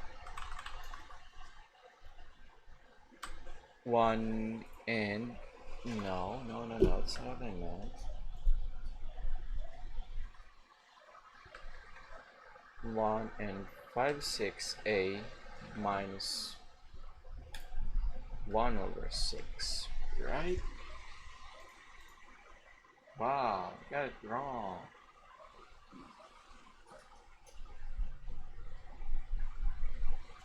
Oh shit, should be negative. Oh my god, there's a fucking negative sign. Negative sign. Negative 4 6 plus 5 6. We have 1 over 6a minus 1 over 6. Okay. Let's see, 1 over 6a minus. God damn it. Combine like terms to create an equivalent expression. 1.75 plus 4. Oh shit, what's that? 75% of 4 is 3. I guess it's gonna be 7y minus 4 times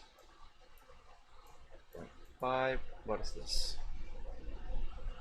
24, 12, 14. 14. Okay, so minus 14 plus 1.25y.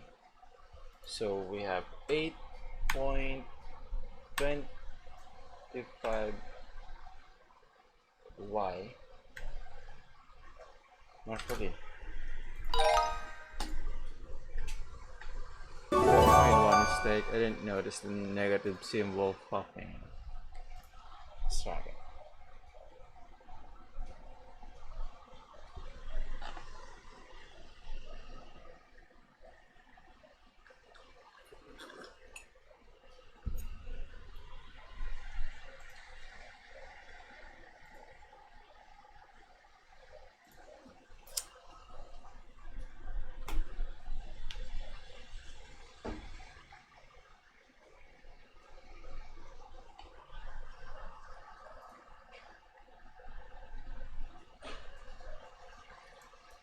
4/10k plus, so we have 5/10k minus 3/5. I guess with the variables I'm gonna 1/5k minus 3/5k.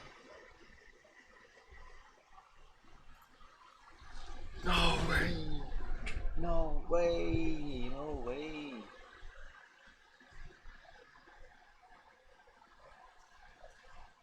Already made a fucking mistake. Okay, cool. Not cool. So 4/10k plus 1/10k. 5/10k, man. You get 1/5k minus 3/5k. No, no, no. It's so weird. Why is this wrong?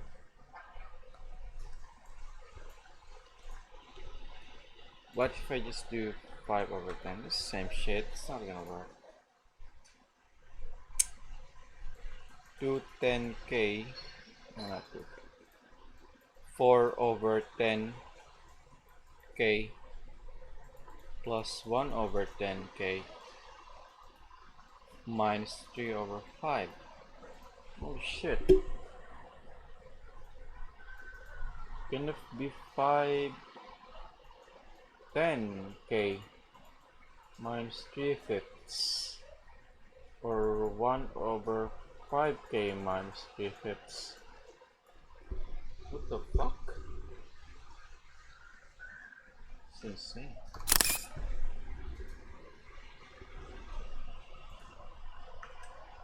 Divide by 5. Oh shit, 5/10.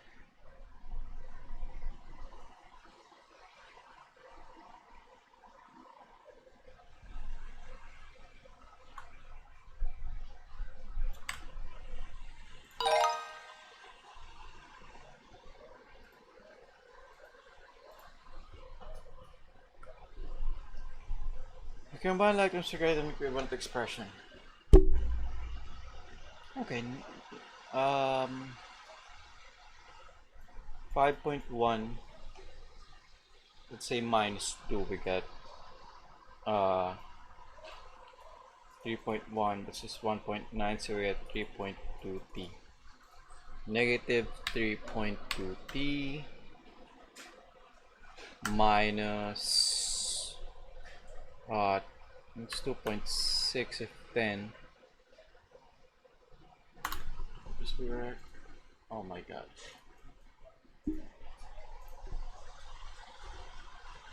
Let's actually do the stuff. Let's say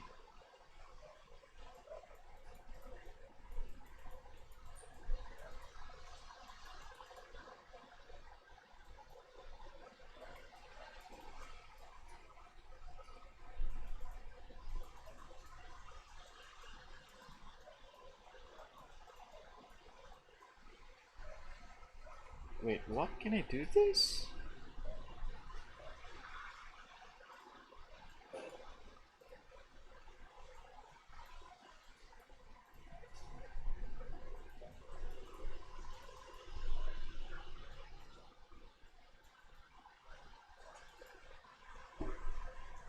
Oh, I have 2.4.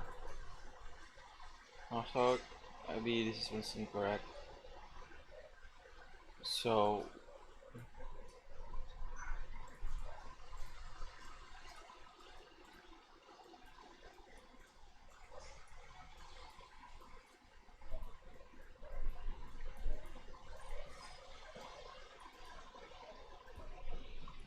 3.1? Are you kidding me? 1. 5.1 t minus.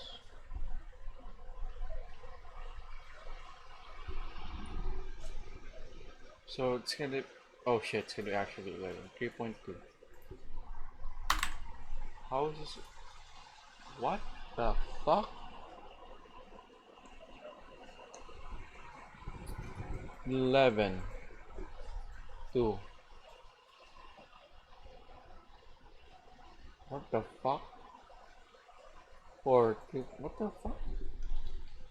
3.2 t minus 2.4. Set this. What the fuck?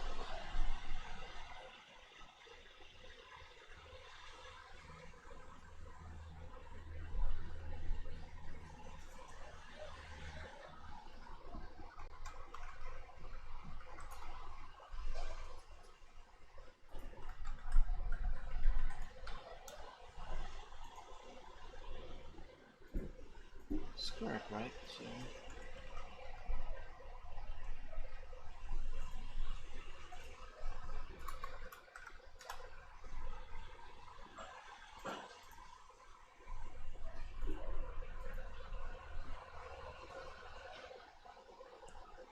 Oh, it should be negative.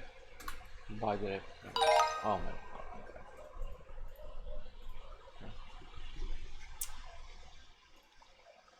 Okay.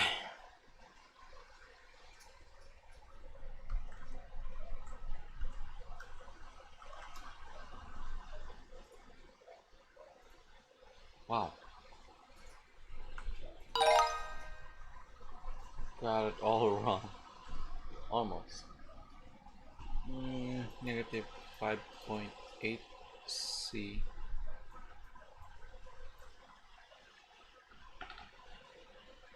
That's 58 minus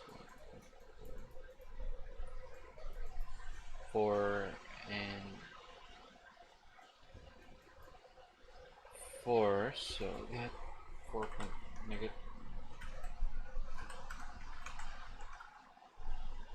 plus.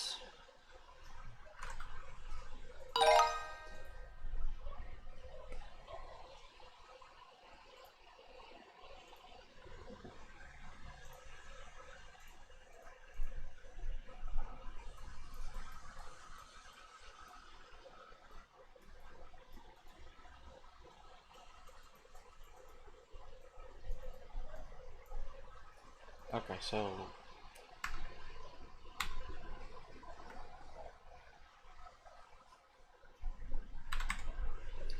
I don't make a mistake. 6 over 2 and then 3w minus 3/4. Okay, it's actually 18 over 4 to be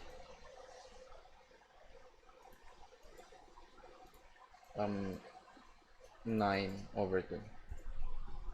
So 9 over 2. 9. Combine like terms here. Negative 10 x plus 25 7.5. Negative 10 x plus 7.5.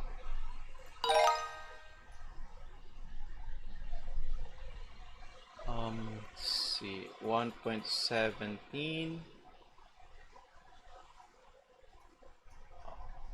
Okay, so this is negative 0.078 plus negative 3.97a. Okay, cool. Simple enough. 1.17 minus 3.99a. Okay, 3.4 minus 1.3. 3.4 minus 1.1 and 2.1. 28D, 28D. That's kind of stupid. They kill each other. Okay, look. Wow, I can actually finish the whole thing. Cool. Pretty quick. Pretty quick. Which expressions are equivalent to x plus 2y plus x plus 2? Select all that apply. All right, let's see if I can manipulate this thing a little bit. Let me just rewrite it. So I have x plus 2y plus x plus 2. So the first thing that jumps out at me before I even look at these choices, here I have an x over here, I have an x over there.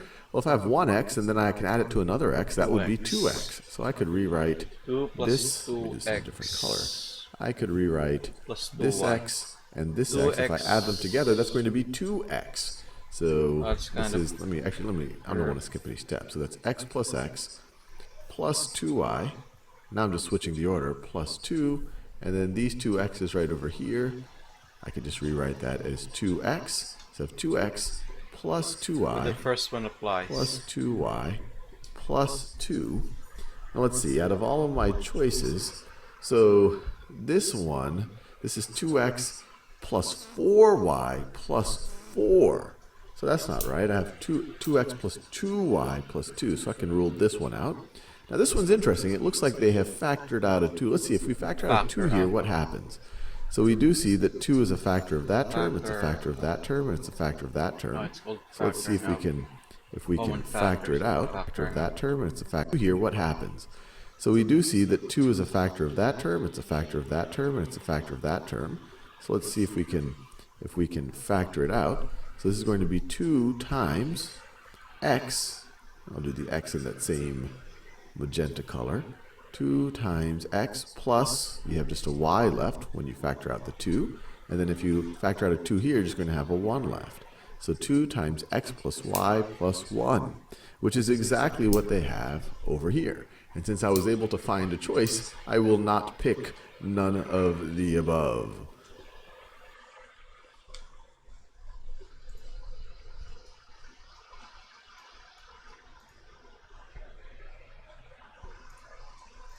Equivalent expressions.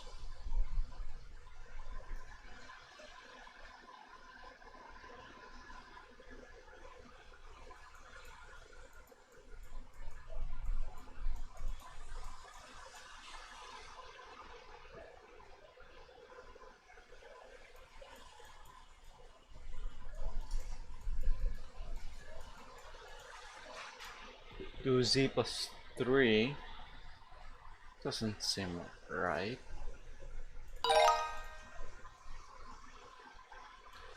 J squared plus 2k. Oh, why am I saying j squared? It's not multiply, it's adding 2j. 2 factor out the 2j plus k. No. 2. Wait, what? It's none of the above.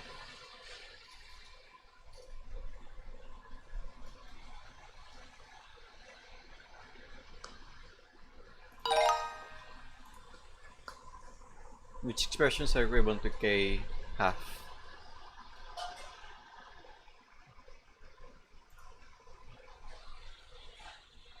K times 1 half.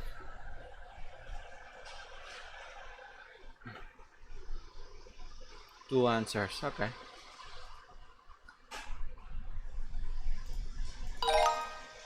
which is going to be C to B plus 6C, which is also oh, same shit. Can't do no.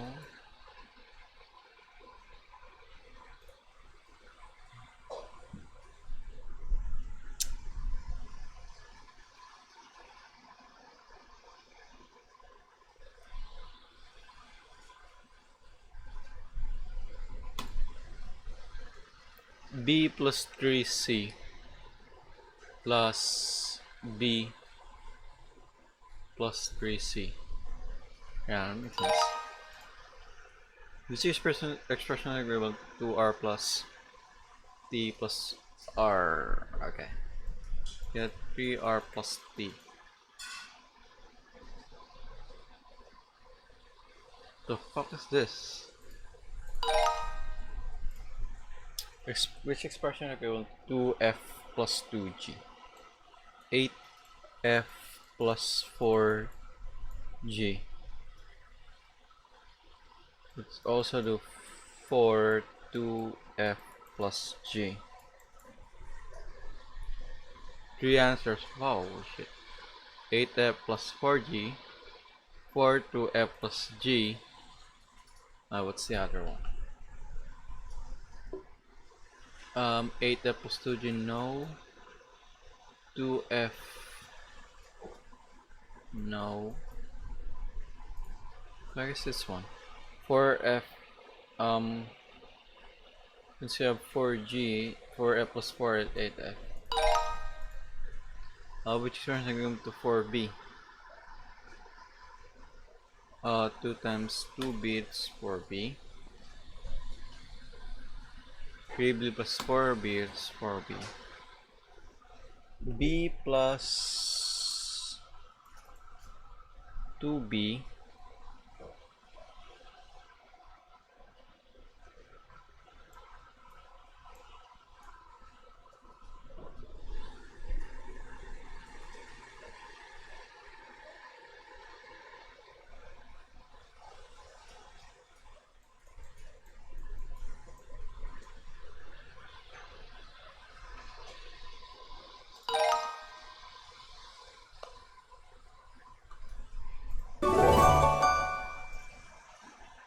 Another quiz.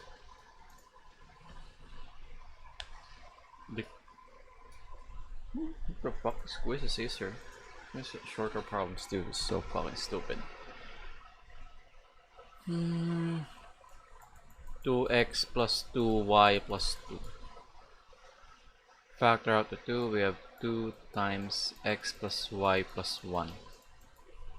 X plus y plus 1, 2x is 4 now. Combine factors to give an equivalent expression. 7.4z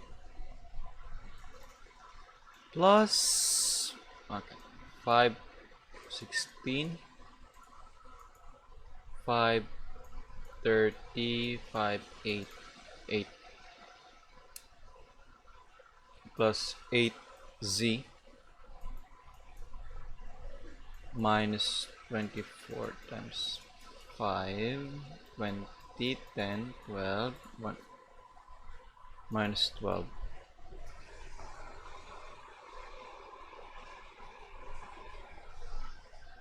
Um, 7.4, so 15.4z minus 12.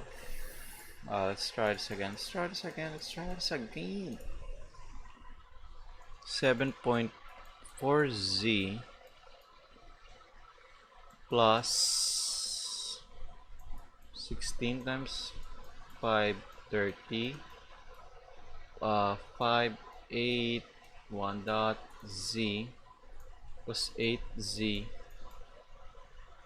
minus 24 times 5, 25, 7. What? No, that's 7. 5, 20, 10, 12. Minus 12. So is 7.4 plus 8.4z minus 12. Simplify next expression ka. Negative 15p minus 15 minus 63 plus 9p. So this is gonna be negative 6p minus 78. Negative 6p minus 78. Combine lactose and given expression. 1 over 7 minus 9 over 7. 9 over 7n plus 6 over 7n. Oh, no, not n. Okay, let's see. 1.7 minus negative 9 over 7n plus 6 over 7. Let's see. It's just plus, right? Plus, okay. So you have 7 over 7 is 1. Then we're left negative 9 over 7 plus 1. Negative 9 over 7 plus 1. Oh my gosh, scrap. Let's see. 3, 6 plus 7, 6 over 7, 7 over 7, 1. 3, 9, negative 9 over 7.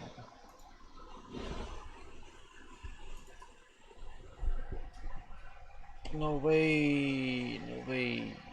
We forgot the N. Oh my god. Oh, fuck me so much. So, particularly with expression. Pre-z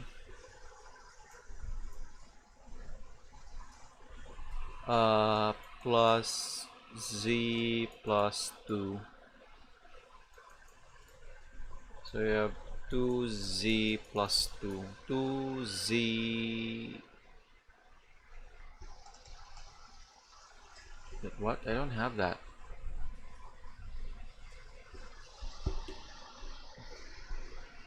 Let's try again. Plus z, negative 2z.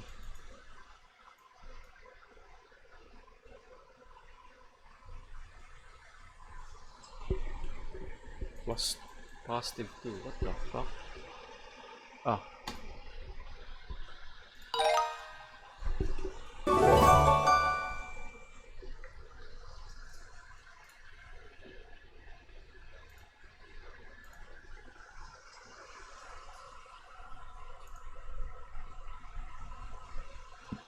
Okay. 1.5. Let's leave that. Negative 4, 6 plus 5, 6. P.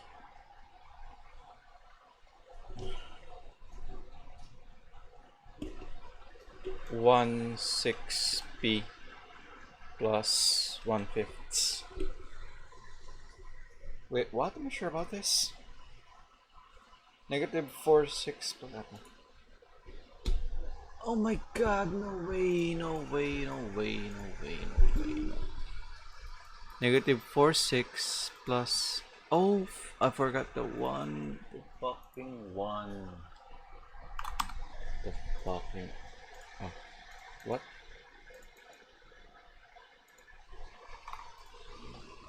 What?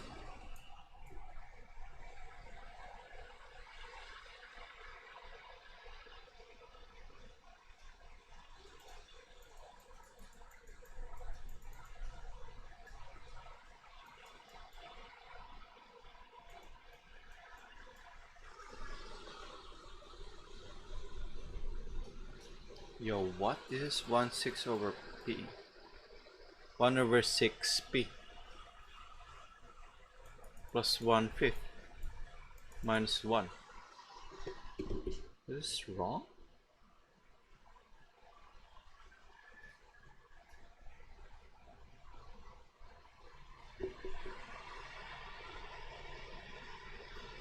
What? What? Negative 4 over 6p plus 5 over 6p plus 1 over 5 minus 1.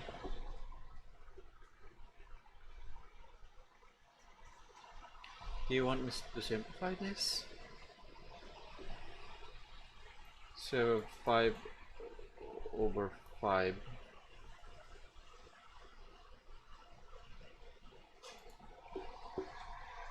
minus like 4 over 5?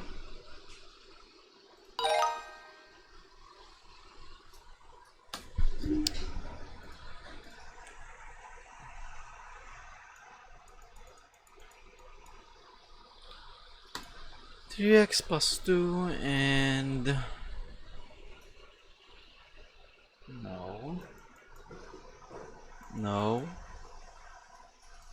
no.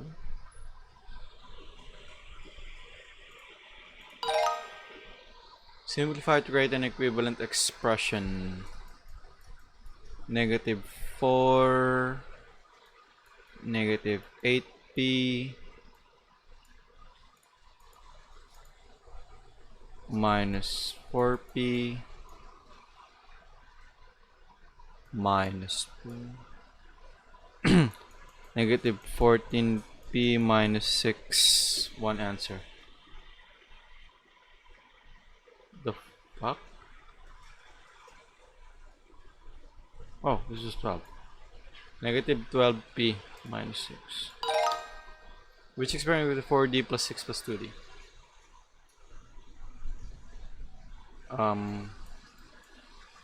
2d plus 3. Oh shit. How am I doing this? 6d plus 6 or 6d plus 1.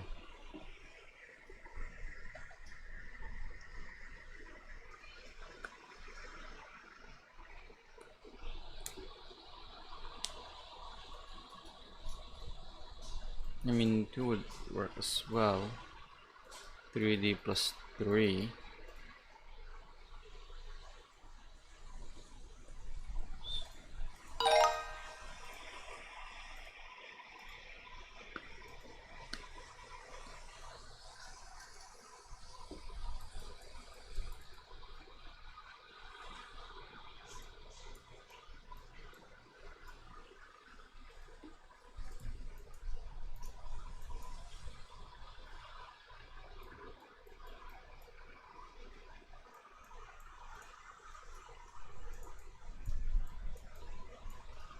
Negative 32q minus 6. Oh wow. Fucking level down.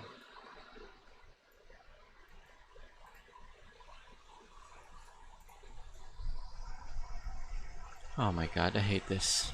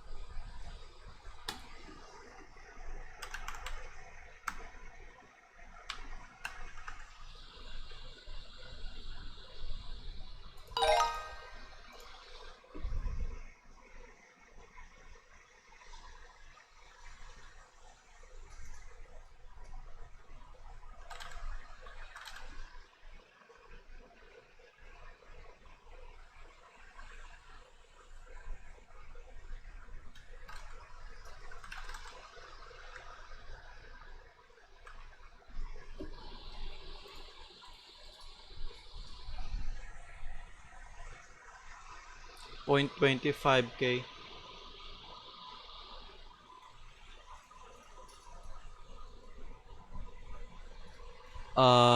3.5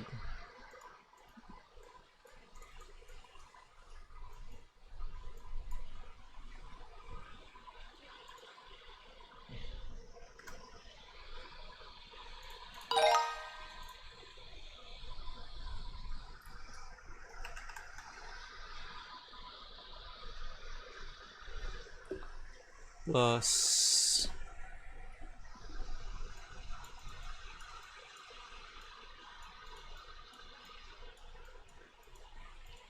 11, 8, 9, 10, 10, 13.01 t.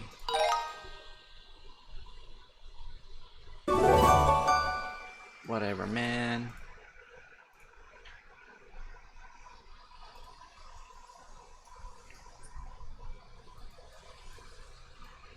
$12H plus 6K.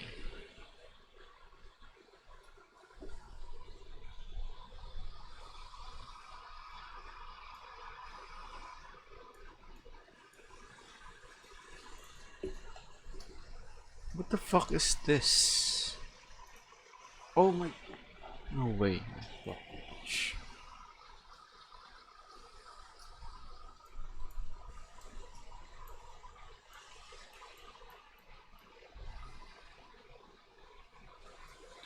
Did they just fucking reverse that shit? Oh my fucking god, are you kidding me? What a fucking...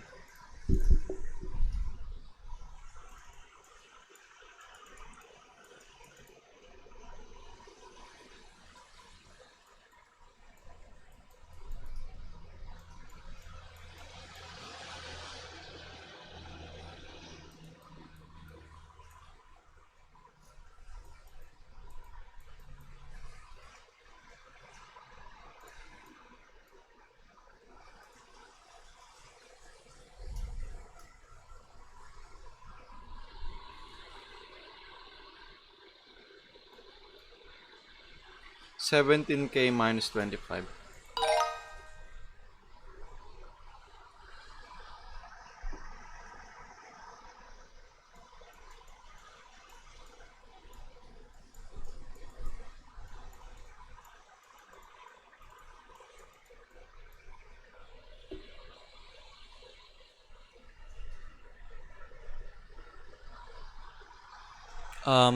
Two 2/5 M, uh, minus 4/5 plus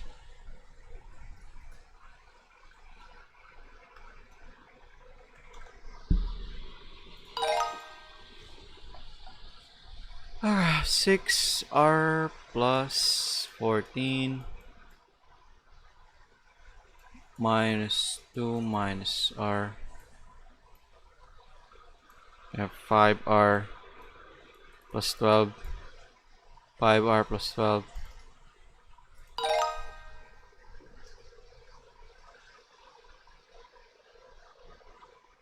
Um, 4 over 15 minus 18 over 15, negative 14 over 15,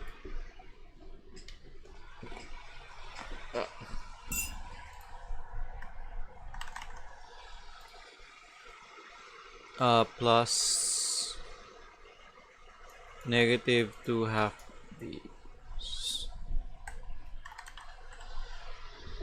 let's see, 18 plus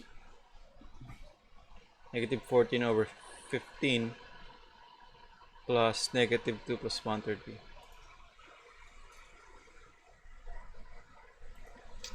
What?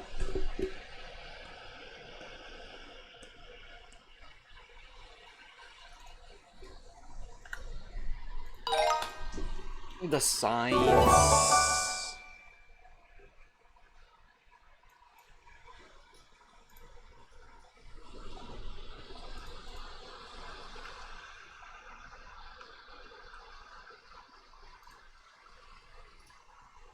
(16a plus 20).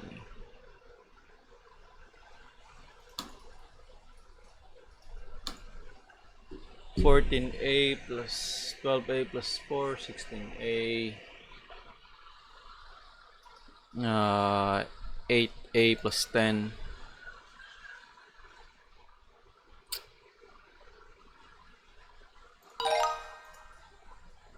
seven questions. I fucking hate this so much. 3x plus 3x plus 3y, 6x plus 3y, or 3, 2x plus y. 6x plus y plus 3, 2x plus y, 3xy now. Which times 2? 10g plus 6h plus 8.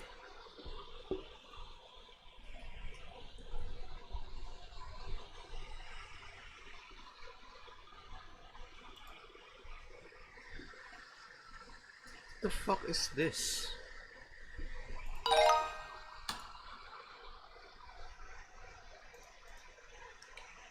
P, we have 2p plus 3q, 2p plus 3q. 2p plus q. Z, 2z plus 6. 2z. It works. No. No. J, 2j plus 2k. No.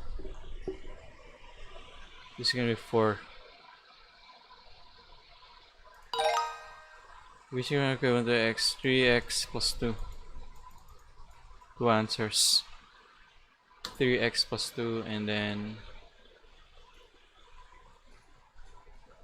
no.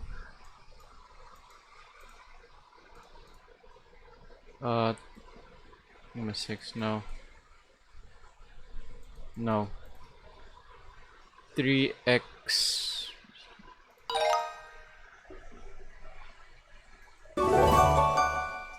Whatever.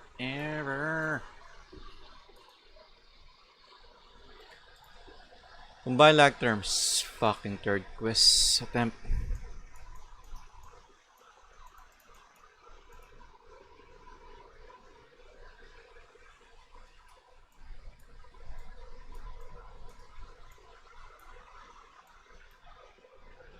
Two over 1. Let's make this multiply by 8. We get 16 over 8 m plus 6, 3 over 10.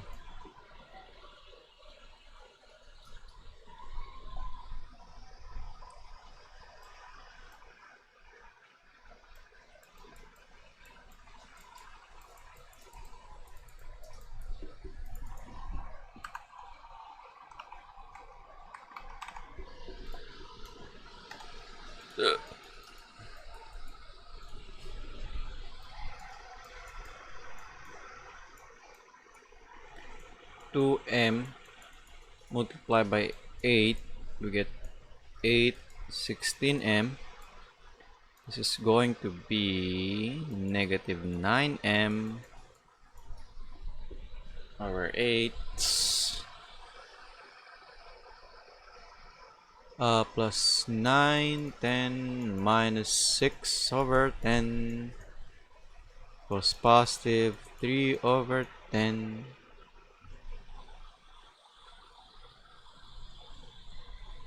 Okay.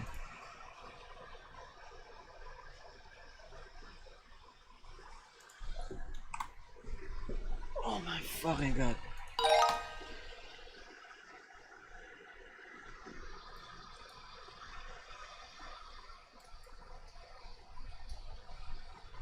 I want to kill myself right now. 8, 4,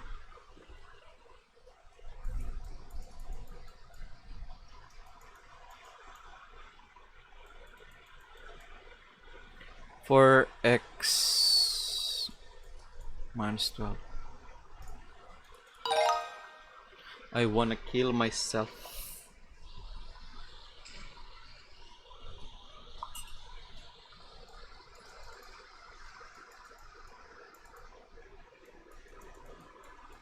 Six x plus 3y.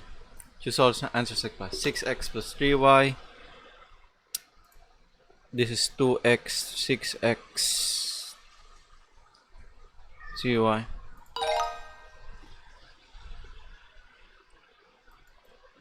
Negative r plus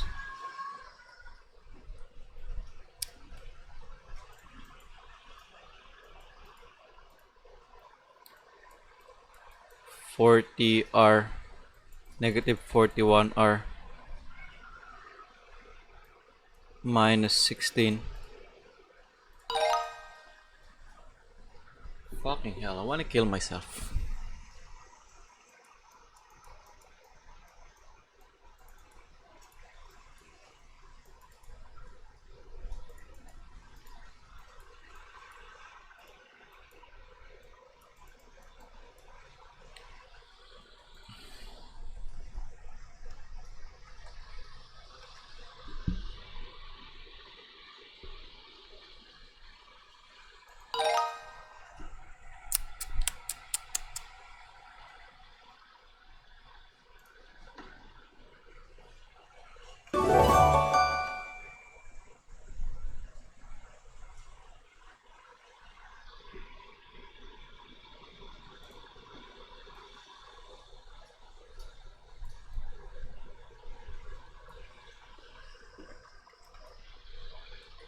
Khan Academy.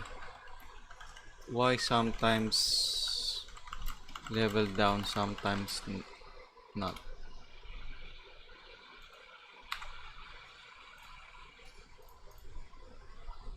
Oh my god. I want to kill myself. This is triggering my dick.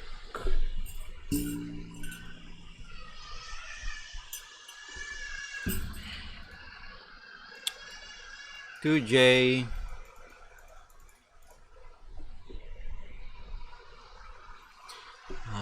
I'm ready to answer this, but I'm so paranoid and it's triggering me right now. No.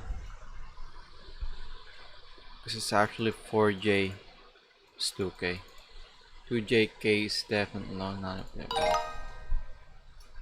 Oh, this is new. 11, 12 minus 4 over 12. So we have 7 over 12.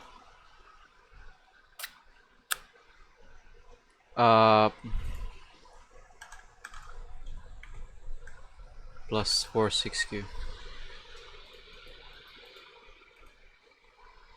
11 over 12 minus 12 over 4.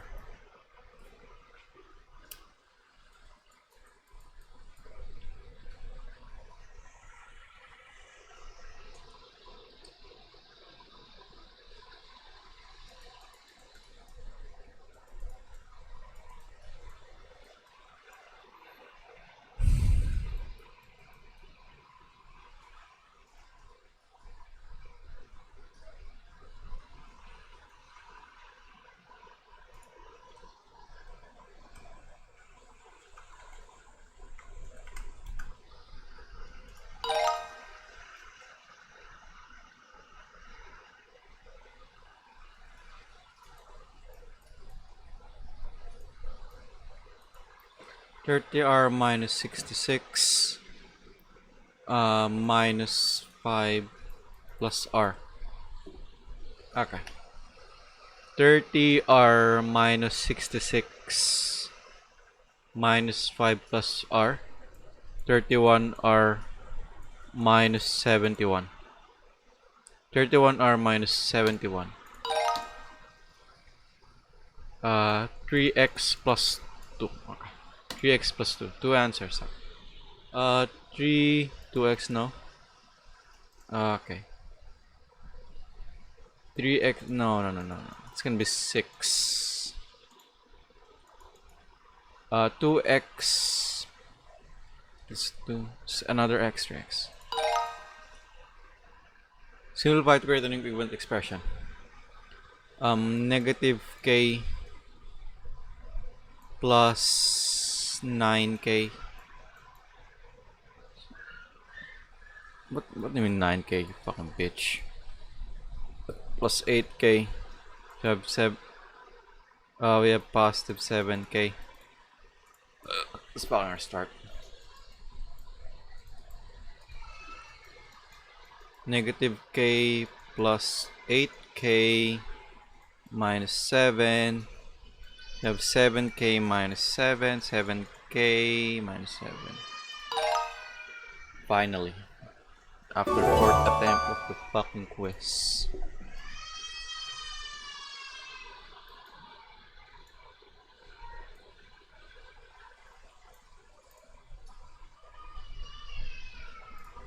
Comedian Stephen Wright, and I guess we should also credit him maybe with being a bit of a philosopher, once commented that black holes are where God divided by 0. And I won't get into the physics of it, and obviously the metaphor breaks down in certain ways, but it is strangely appropriate because black holes are where our current understanding of physics seem to break down, and dividing by 0, as simple of an idea as that seems to be, is where our mathematics also breaks down. This is undefined. And sometimes when you see undefined when you're in math class, it seems like a very strange thing. It seems like a very bizarre idea. But it really means exactly what the word means. Mathematicians have never said defined what it must mean to divide by 0. What is that value? And the reason they haven't done it is because they couldn't come up with a good answer.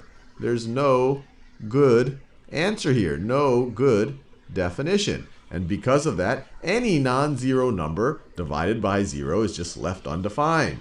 7 divided by 0, 8 divided by 0, negative 1 divided by 0. We say all of these things are just undefined. Now you might say, hey, well, if we can just define it, let's at least try to come up with a definition of what it means to take a non-zero number divided by 0. So let's do that right now. And we could just take the simplest of all non-zero numbers. We'll just do it with 1, but we could have done this with any non-zero number. Let's take the example of 1. And since we don't know what it means, or we're trying to figure out what it means to divide by 0, let's just try out really, really, really small positive numbers. Let's divide by really, really small positive numbers and see what happens as we get close to 0. So let's divide by 0.1. Well, this will get us to 10. If we divide 1 by 0.01, that gets us to 100. Let me go really, really close to 0. If I divide 1 by 0.000001, right? this gets us, so this is not a 10th, 100th, 1000th, 10,000th, 100,000. This is a millionth. 1 divided by a millionth, that's going to give us 1 million.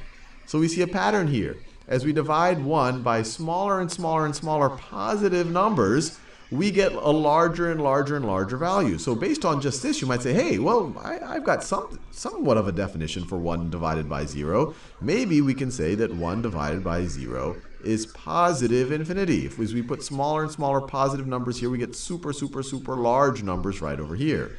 But then your friend might say, well, that worked when we divided by positive numbers close to 0, but what happens when we divide by negative numbers close to 0? So let's try those out. Well, 1 divided by 0.1, or I should say negative 0.1, that's going to be negative 10. 1 divided by negative 0.01, that's going to be negative 100. And if we go all the way to 1 divided by negative 0.000001, yep, I drew the same number of zeros, that gets us to negative 1 million. And so when we keep dividing 1 by negative numbers that are closer and closer and closer and closer to 0, we get a very different answer. We actually start approaching negative infinity. So over here we said maybe it would be positive infinity, but you can make an equally strong argument that it could be a very different number. Negative infinity is going the exact opposite direction. Why can't So you can it make an be equally negative strong argument that it should be infinity, negative positive infinity. negative infinity, And this plus is why minus mathematicians infinity? says, well, there's just no good answer here, especially one that's consistent with the rest of mathematics. They could have just said it's equal to, 42 or something like that, but that would make no sense. Just said it's equal to, 40, especially one that's consistent with the rest of mathematics. They could have just said it's equal to, 42 or something like that, but that would make no sense. It's neither one of these values, and it wouldn't be consistent with everything else we know. So they just left the whole thing undefined. Comedian Stephen Wright.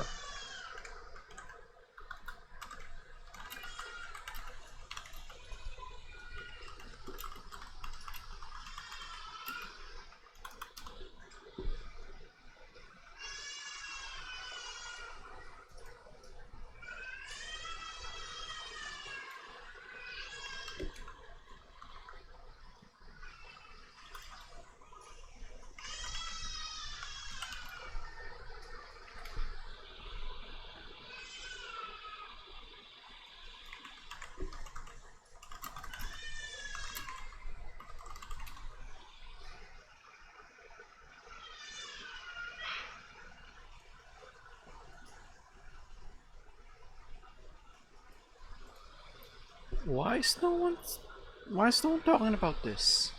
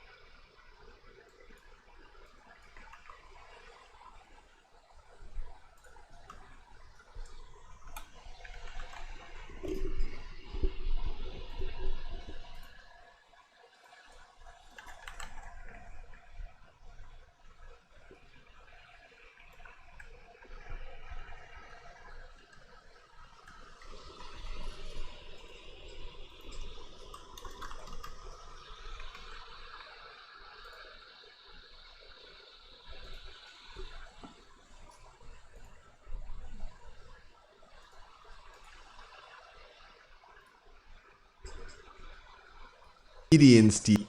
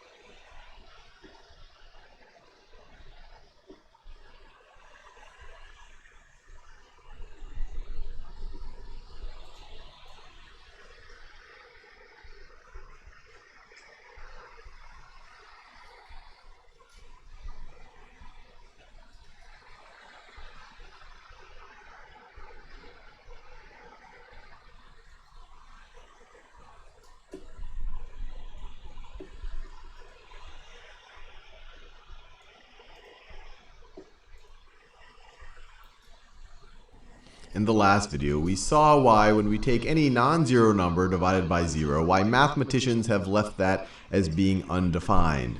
But it might have raised a question in your brain. What about 0 divided by 0?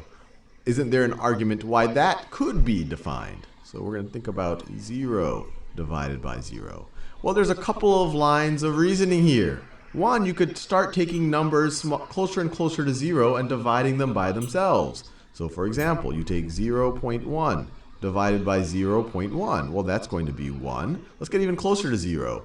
0.001 divided by 0.001. Well, that also equals 1. Let's get super close to 0. 0.000001 divided by 0.000001. Well, once again, that also equals 1. And it didn't even matter whether these are positive or negative. I could make these negative, and I'd still get the same result. Negative this thing divided by negative this thing still gets me to 1. So based on this logic, you might say, hey, well, this seems like a pretty reasonable argument for 0 divided by 0 to be defined as being equal to 1. But someone could come along and say, well, no, what happens if we divide 0 by numbers closer and closer to 0? Not a number by itself, but 0 by smaller and smaller numbers, or numbers closer and closer to 0. And so they say, for example, 0 divided by 0.1, well, that's just going to be 0. 0 divided by 0.001, well, that's also going to be 0. 0 divided by 0.000001, also going to be equal to 0. And it didn't matter whether we were dividing by a positive or a negative number. Make all of these negatives, you still get the same answer. So this line of reasoning tells you that it's completely legitimate, or to think at least, that maybe 0 divided by 0 could be equal to 0. And these are equally valid arguments. And because they're equally valid, and frankly neither of them is consistent with the rest of mathematics, once again, mathematicians have left 0 divided by 0 as undefined.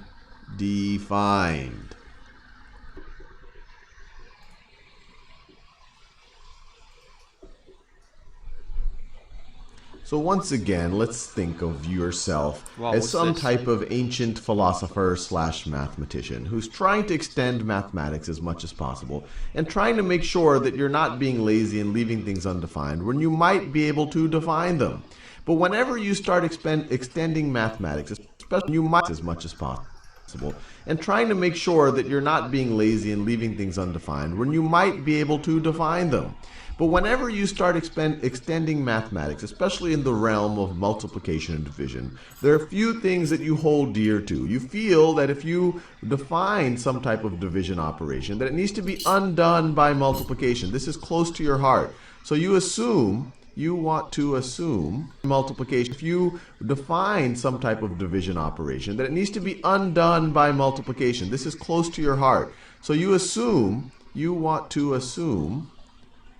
like to assume that any type of division operation, if you start with some number, and if you were to divide with a number over which that division by that number is defined, so if I were to divide by some number and then multiply by that same number, that this should get me this original number right over here. This should give me x right over here. And this happens with when we just multiply and divide with regular numbers. If I get 3 divided by 2 times 2, that's going to get me 3. If I say 10 divided by 5 times 5, that's going to get me 10. The other thing that I want to assume, this is very close to my heart, I feel that any type of definitions I make have to be consistent with the idea x times 0, and I'll use a dot for times here. X times 0 has to be 0 for any x. So these are close to my heart. If I'm going to extend mathematics, these two things are things that cannot be contradicted, cannot be untrue. Now, with that out of the way, you want to start exploring the divide by 0 question. So the first thing that you say is, well, let me just try to define it. So let's assume that I have, so let's make a further assumption that x is some non-zero number. X is some non-zero number. And let's just say, well, maybe the best way of finding out what x divided by 0 should be, how I should define it, is just assume that it's defined and then come up with any results that I might, or maybe I'll even be able to solve for it. So let's say that x divided by 0 is equal to, let's say that it is equal to y. Well, I'll use a different number just to not get you confused with this up here. Let's say it's equal to, let's say that it is equal to k. Well, if this is true, and if we're defining what it means to divide by 0, then we're assuming that if we multiply by 0, we need to get our original number right over here. This is something that we are not willing to contradict. So let's see what happens. X divided by 0 is equal to k.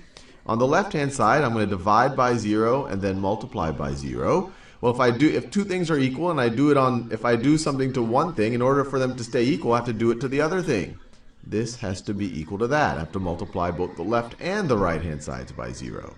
Well, by this assumption that I'm never willing to give up, meaning that if we let's say that it is equal to k, equal to assume that it's defined, and then come up with any results that I might, or maybe I'll even be able to solve for it. So let's say that x divided by 0 is equal to, let's say that it is equal to y. Well, I'll use a different number just to not get you confused with this up here. Let's say it's equal to, let's say that it is equal to k. Well, if this is true, and if we're defining what it means to divide by 0, then we're assuming that if we multiply by 0, we need to get our original number right over here. This is something that we are not willing to contradict. So let's see what happens. X divided by 0 is equal to k. On the left-hand side, I'm going to divide by 0 and then multiply by 0. Well, if two things are equal and if I do something to one thing, in order for them to stay equal, I have to do it to the other thing. This has to be equal to that. I have to multiply both the left and the right-hand sides by 0. Well, by this assumption that I'm never willing to give up, this left-hand side right over here must be equal to x.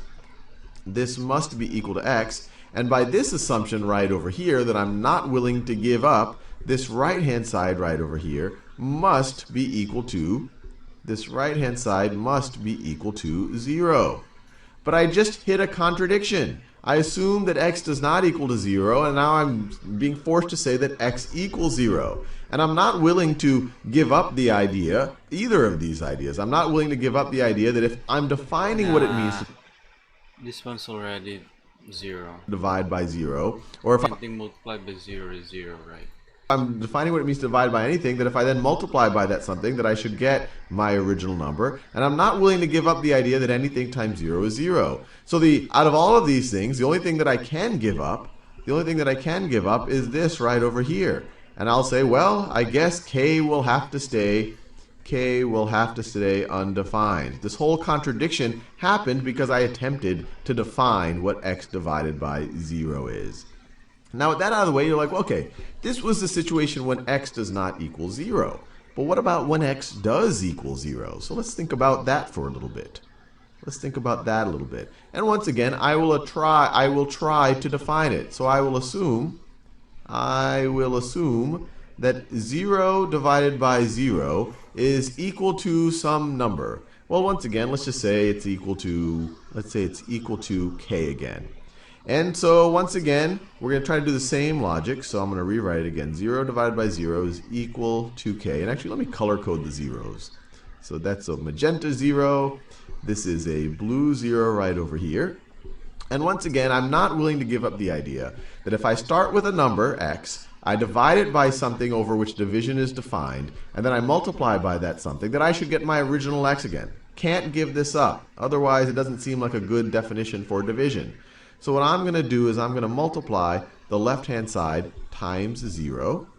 And by this property that I'm not willing to give up, the left-hand side should simplify to this magenta 0.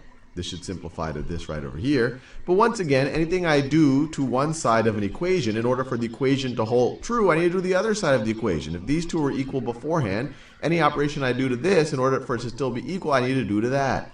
So let me multiply the right-hand side. Multiply the right-hand side by 0. KO. So on the left, I get 0. I just get this magenta 0. And on the right, I get, I could just write a 0 here, but I won't simplify it. I get k times 0. Well, this I see right over here, this actually is not a contradiction. This is actually true for any k. This is actually one of my core assumptions that I made in my mathematics that I'm not willing to give up. So this is true, and let me write it bold. This is true for any. This is true for any k. It's not a contradiction, but the problem here is I wanted to come up with a k. I wanted to almost solve for k. It would have been nice if this turned out to be 0, or if this turned out to be 1, or this turned out to be -1. But now I'm seeing that given the assumptions up here, this could be any. This could be absolutely any k. I cannot determine what k this should be. This could be 100,000, this could be 75, it could be anything. True for any k. I cannot determine what k this should be. And that's why when you get a little bit more nuance in early math, people will say, well, 0 divided by 0, well, we don't know what that's going to be. There's no consistent answer there. So we're just going to call it undefined. There's no good answer that seems to be better than any other answer. But now we see a little bit of nuance here. 1 divided by 0, you just couldn't define it. It led to direct contradictions. 0 divided by 0, it could be anything. You can't determine it. And so that's why, as you get to higher level math, and you'll often hear this when you take a calculus course, we say that 0 divided by 0 is indeterminate. Indeterminate. I'll take test.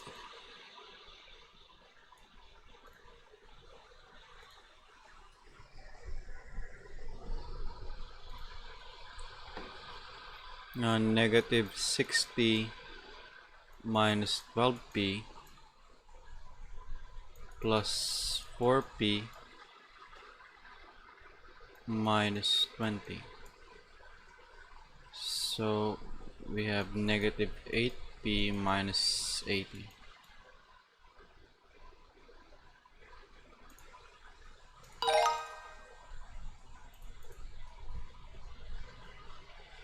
Uh, 2b plus 6c.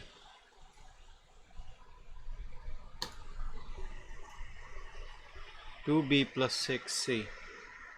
It's gonna be 3b. No.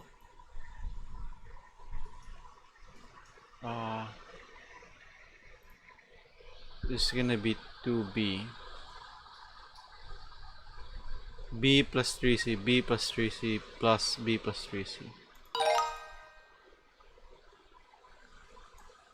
I remember this. I don't remember the answer though, but I remember tackling this question. A plus 60. 1.6, right? Okay. 35/8, so my plus 8z minus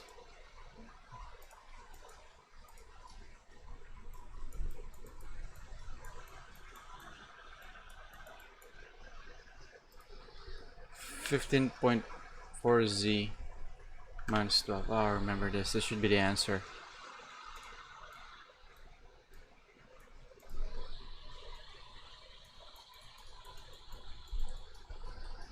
Minus 16,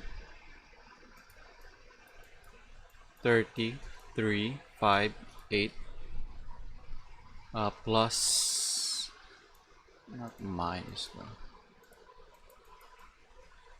8z, that's gonna be 15.4z minus 2.4, 5. AB when A actually have 1 times 5 minus 0.5b 2.5. Let's see again. 1 times 5 get 5 minus half of b, which is equivalent to 12h. I fell for this one. I know this one. 6k. This is the same shit. 2k for h. For no.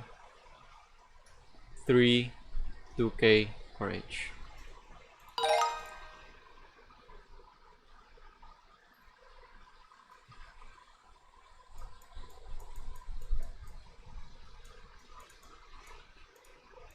Negative 4p minus 2 over 7p plus 1 over 7. Okay. This is gonna be negative 6 over 7p plus 1 over 7. Negative 6 over p plus 1 over 7. Let's check again. Negative 4 over 7 plus negative, so minus 2 over 7. They're both p plus 1 over 7. Okay, 4, negative 4, minus 2, negative 6 over 7, p plus, okay, I'm not overlooking things, negative 6p plus 1 over 7, nice, 2 minus 20p minus 2, and negative 20p. Oh, it's cancelled. Oh, it's actually 4. Negative 4 minus 2. Negative 20p minus 2. One answer. Let's try again. 2 minus 20p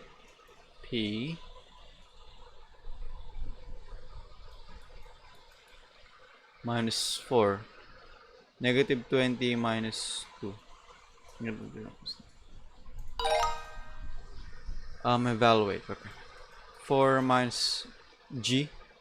G is 10. It's 2.5.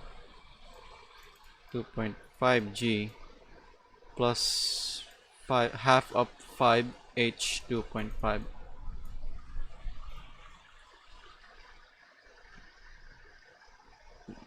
Why did I write g here? Since that evaluate, right?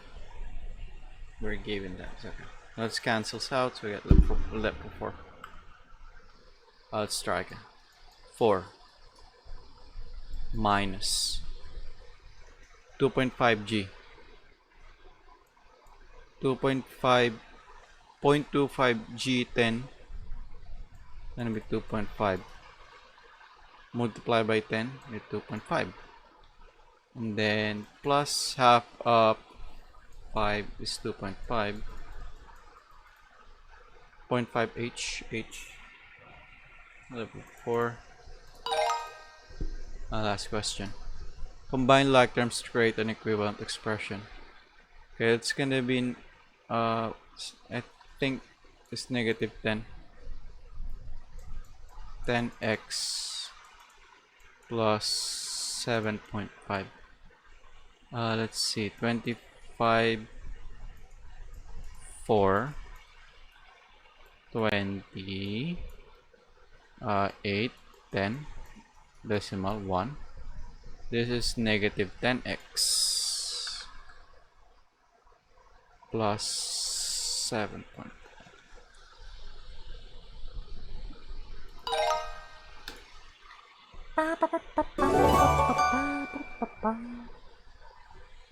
Okay, cool. I've mastered this one. Took quite a while. Took me almost 3 hours. Holy shit. Should I continue? What time is it? 2:30. I think I can still continue. How do I go back? Algebra 1.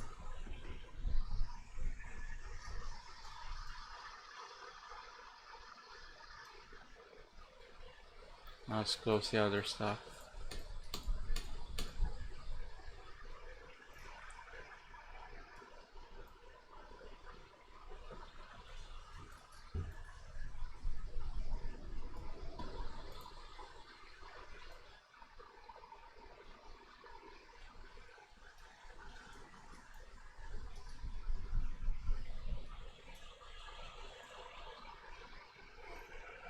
Linear equation with variables on both sides.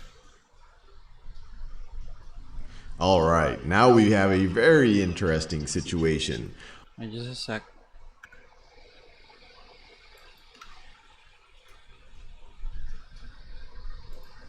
All right, now we have a very interesting situation. On both sides of the scale, we have our mystery mass, and now I'm calling the mystery mass having a mass of y, just to show you that it doesn't always have to be x. It can be any symbol as long as you can keep track of that symbol. But all of these have the same mass, that's why I wrote y on all of them. And we also have the little 1 kilogram boxes on both sides of this scale.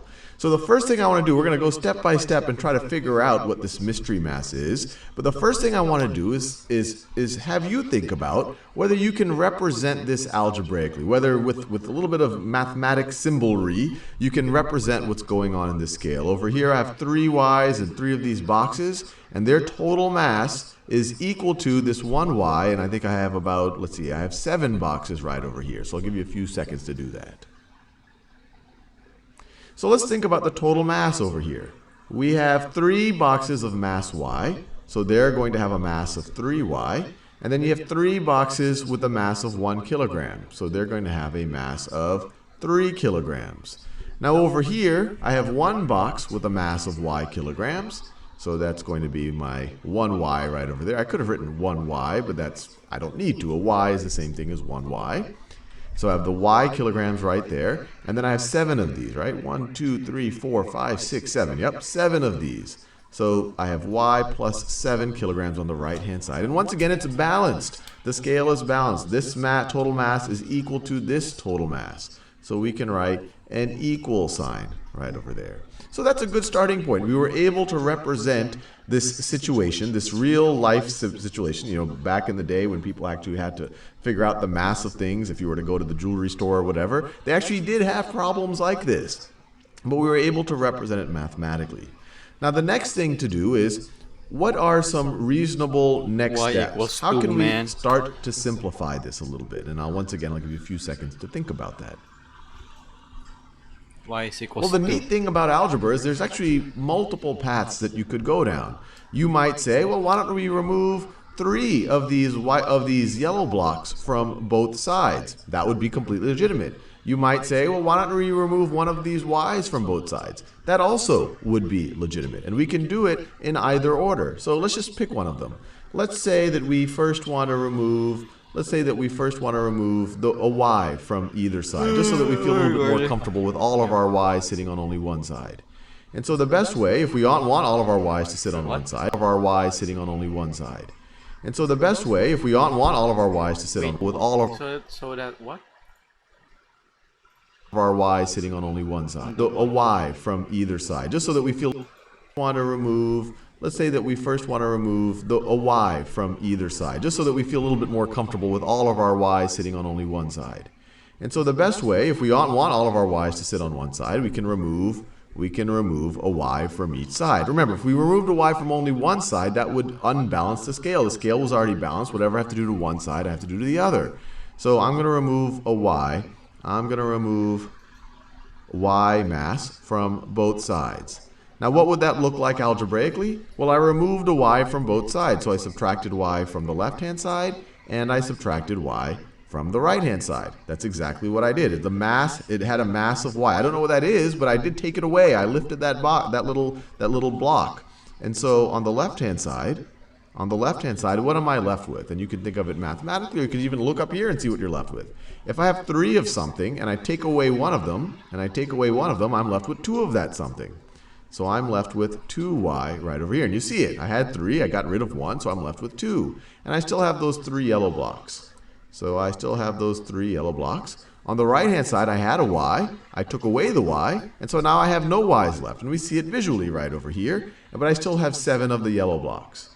So I still have 7 of the yellow blocks, and since I took away the exact same mass from both sides of the scale is still going to be balanced. It was balanced before. I took away the same thing from both sides, and so the scale is still balanced. So this is going to be equal to that. Now this is starting to look a little bit similar to what we saw in the last video, but I will ask you, what can we do from this point? what can we do from this point to simplify it further? Or so even better, think of it so we can isolate these y's on the left-hand side. Both sides by 3. And I'll give you a few seconds to think about that.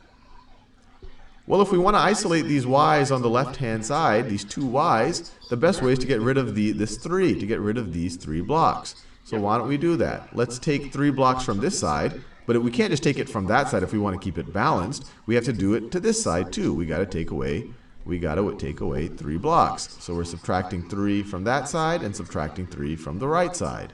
So on the left-hand side, we're going to be left with just these 2 blocks of mass y. So our total mass is now going to be 2y. These 3 minus 3 is 0. And you see that here. We're just left with 2 y's right over here. And on the right-hand side, we got rid of 3 of the blocks, so we only have 4 of them left. So you have 4 of them left. So you have 2 of these y masses is equal to 4 kilograms. Because we did the same thing to both sides, the scale is still balanced. And now, well, how do we solve this? And you might be able to solve this in your head. I have 2 times something is equal to 4. You could kind of think about what that is. But if we want to stay true to what we've been doing before, let's think about it. I have 2 of something is equal to something else. What if I multiplied both sides by 2? What if I multiplied both sides by 1/2? Or in other ways, dividing both sides by 2. If I multiplied this side by 1/2, if I essentially take away half of the mass, or I only leave half of the mass, then I'm only going to have 1 block here. And if I take away half of the mass over here, I'm going to have to take away 2 of these blocks right over there. And what I just did, you could say I multiplied both sides by 1/2, or just for the sake of little change, you could say I divided both sides by 2.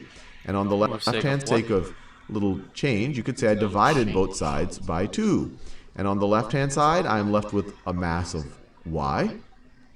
And on the right-hand side, I'm left with a mass of 4 divided by 2 is 2. And once again, I can still write this equal sign because the scale is balanced. I did the exact same thing to both sides. I left half of what was on the left-hand side and half of what was on the right-hand side. It was balanced before, half of each side, so it's going to be balanced again. But there we've done it. We've solved something that's actually not so easy to solve, or might not look so easy at first. We figured out that our mystery mass, y, is 2 kilograms. And you can verify this. This is the really fun thing about algebra, is that once you get to this point, you can go back and think about whether the original problem we saw made sense. Let's do that. Let's think about whether the original problem made sense. And to do that, I want you to calculate, now that we know what the mass y is, it's 2 kilograms, what was the total mass on each side? Well, let's calculate it. You have 2, I'll write it right over here. This is 2 kilograms. I'll do it in purple color. So this is a 2, this is a 2, this is a 2. So we had 6 kilograms plus these 3. You had 9 kilograms on the left-hand side. And on the right-hand side, I had these 7 plus 2 here. 7 plus 2 is 9 kilograms. That's why it was balanced. Our mystery mass, we had 9 kilograms total on both sides. All right, now.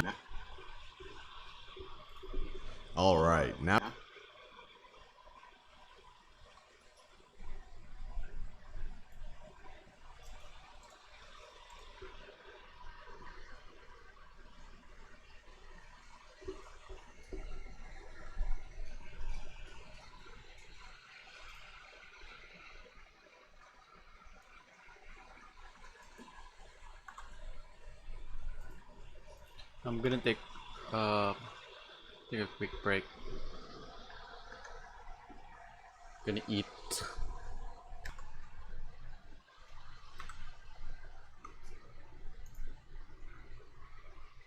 Let's try to solve a more involved equation. So let's say that we have, let me think of a good, say we have 2x plus 3. 2x plus 3 is equal to 5x minus 2. So this might look a little daunting at first. We have x's on both sides of the equations. We're adding and subtracting numbers. How do you solve it? We'll do it a couple of different ways. The important thing to remember is we just want to isolate an x. Once you've isolated an x, you have x equals something or x equals something.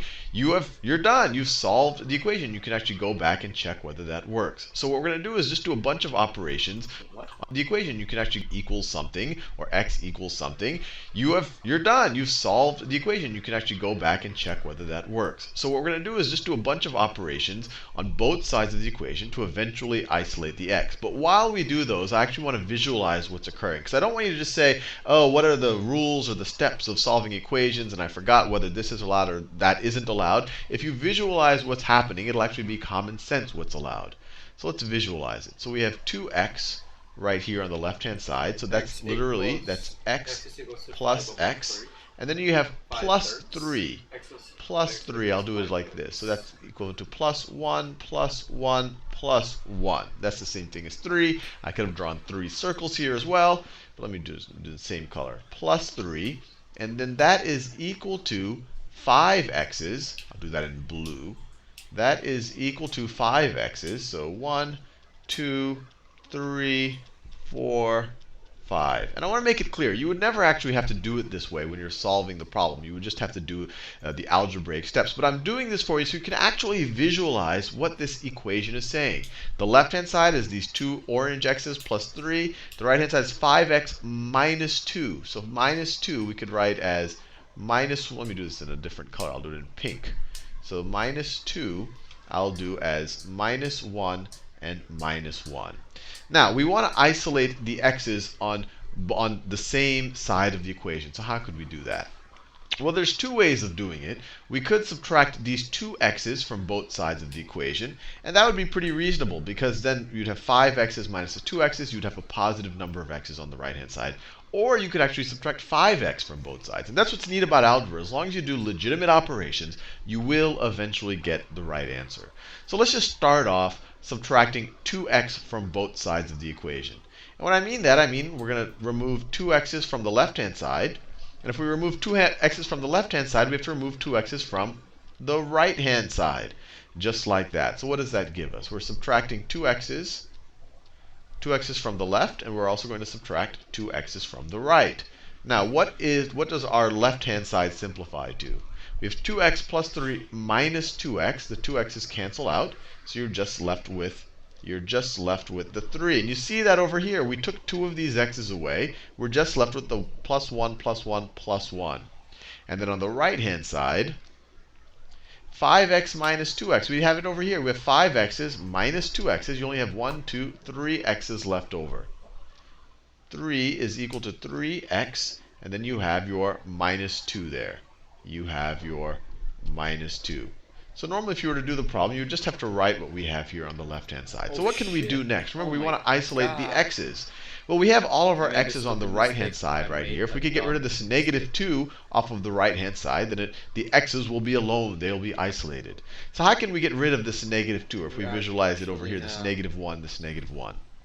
Well, we could add 2 to both sides of this equation. Think about what happens there. So if we add 2, so I'm going to do it like this, plus 1, plus 1. So you can literally see we're adding 2. And then we're going to add 2 to the left-hand side. 1 plus, 1 plus. What happens? Well, let me do it over here as well. So we're going to add 2, we're going to add 2. So what happens to the left-hand side? 3 plus 2 is going to be equal to 5. And that is going to be equal to 3x minus 2 plus 2. These guys cancel out, and you're just left with 3x. And we see it over here. The left-hand side is 1 plus 1 plus 1 plus 1 plus 1. We have 5 ones, or 5. And the right-hand side, we have the 3x's right over there. And then we have the negative 1, plus 1, plus 1. Negative 1, these cancel out. They get us to 0. They cancel out. So we're just left with 5 is equal to 3x. So we have 1, 2, 3, 4, 5 is equal to 3x. Let me clear everything that we've removed so it looks a little bit cleaner. Let me clear that out, and then let me clear. These are all of the things that we've removed. Let me clear that out, and then let me clear that out like that. Edit, clear. So now we are just left with 1, 2, 3, 4, 5. Actually, let me move this over. So edit, cut, edit, paste. So I could just move this over right over here. We now have 1, 2, 3, 4, 5. These are the two that we added here is equal to 3x's. These guys canceled out. That's why we have nothing there. Now, to solve this, we just divide both sides of this equation by 3. And this is going to be a little hard to visualize over here. But if we divide over here both sides by 3, what do we get? We divide the left by 3, we divide the right by 3. The whole reason why we divided by 3 is because the x was being multiplied by 3. 3 is the coefficient on the x. Fancy word, it literally just means the number multiplying the variable, the number we're solving, the variable we're solving for. So these 3's cancel out. The right-hand side of the equation is just x. The left-hand side is 5/3. So 5/3, we could say x is equal to 5/3. And this is different than everything we've seen so far. I now have the x on the right-hand side, the value on the left-hand side. That's completely fine. This is the exact same thing as saying 5/3 is equal to x is the same thing as saying x is equal to 5/3. Completely equivalent. Completely equivalent. We sometimes get more used to this one, but this is completely the same thing. Now, if we wanted to write this as a mixed number, 3 goes into 5 one time with remainder 2. So it's going to be 1 and 2/3. So it's going to be 1 and 2/3. So we could also write that x is equal to 1 and 2/3. And I'll leave it up for you to actually substitute back into this original equation and see that it works out. Now to visualize it over here, how did you get 1 and 2/3? Let's think about it. Instead of doing 1, I'm going to do circles. I am going to do circles. Actually, even better, I'm going to do squares. So I'm going to have 5 squares on the left-hand side. I'll do it in this same yellow color right here. So I have 1, 2, 3, 4, 5, and that is going to be equal to the 3x's. X plus x plus x. Now we're dividing both sides of the equation by 3. We're dividing both sides of the equation by 3. Actually, that's where we did up here. We divided both sides by 3. So how do you do that? Right-hand side's pretty straightforward. You want to divide these 3 x's into 3 groups. That's 1, 2, 3 groups. 1, 2, 3. Now, how do you divide 5 into 3? And they have to be even groups. And here, the answer tells us each group is going to be 1 and 2/3. So 1 and 2/3. So it's going to be 2/3 of this next one. And then we're going to have 1 and 2/3. So this is 1/3. We're going to need another 1. So this is 1 and 1/3. We're going to need one more third. So it's going to be right here. And then we're left with 2/3 and 1. So we've broken it up into 3 groups. This right here, let me make it clear. This right here is 1 and 2/3. 1 and 2/3. And then this right here, this is 1/3. That's another 1/3. So that's 2/3. And then that's 1 right there. So that's 1 and 2/3. And then finally, this is 2/3.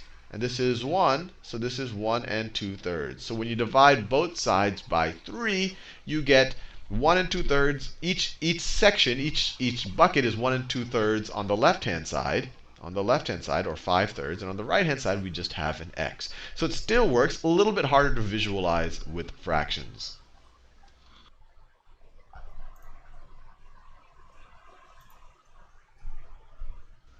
We have the equation 20. My eyes are giving up on me right now. I think I might.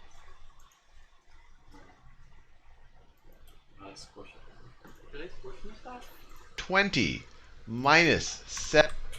We have the equation 20 minus 7 times x is equal to 6 times x minus 6. And we need to solve for x. So the way I like to do these is we just like to separate the constant terms, which are the 20 and the negative 6 on one side of the equation. I'm going to continue tomorrow.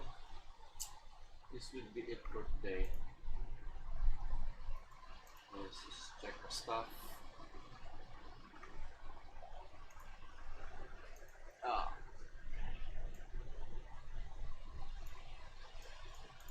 Then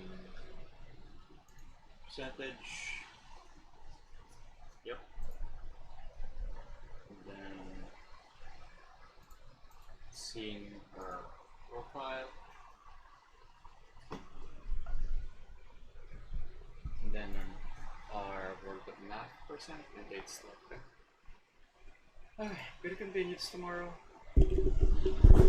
gonna continue this tomorrow. I'm super sleepy. I think if I just force myself to watch this, my comprehension would be really low right now. So yeah, I gotta sleep.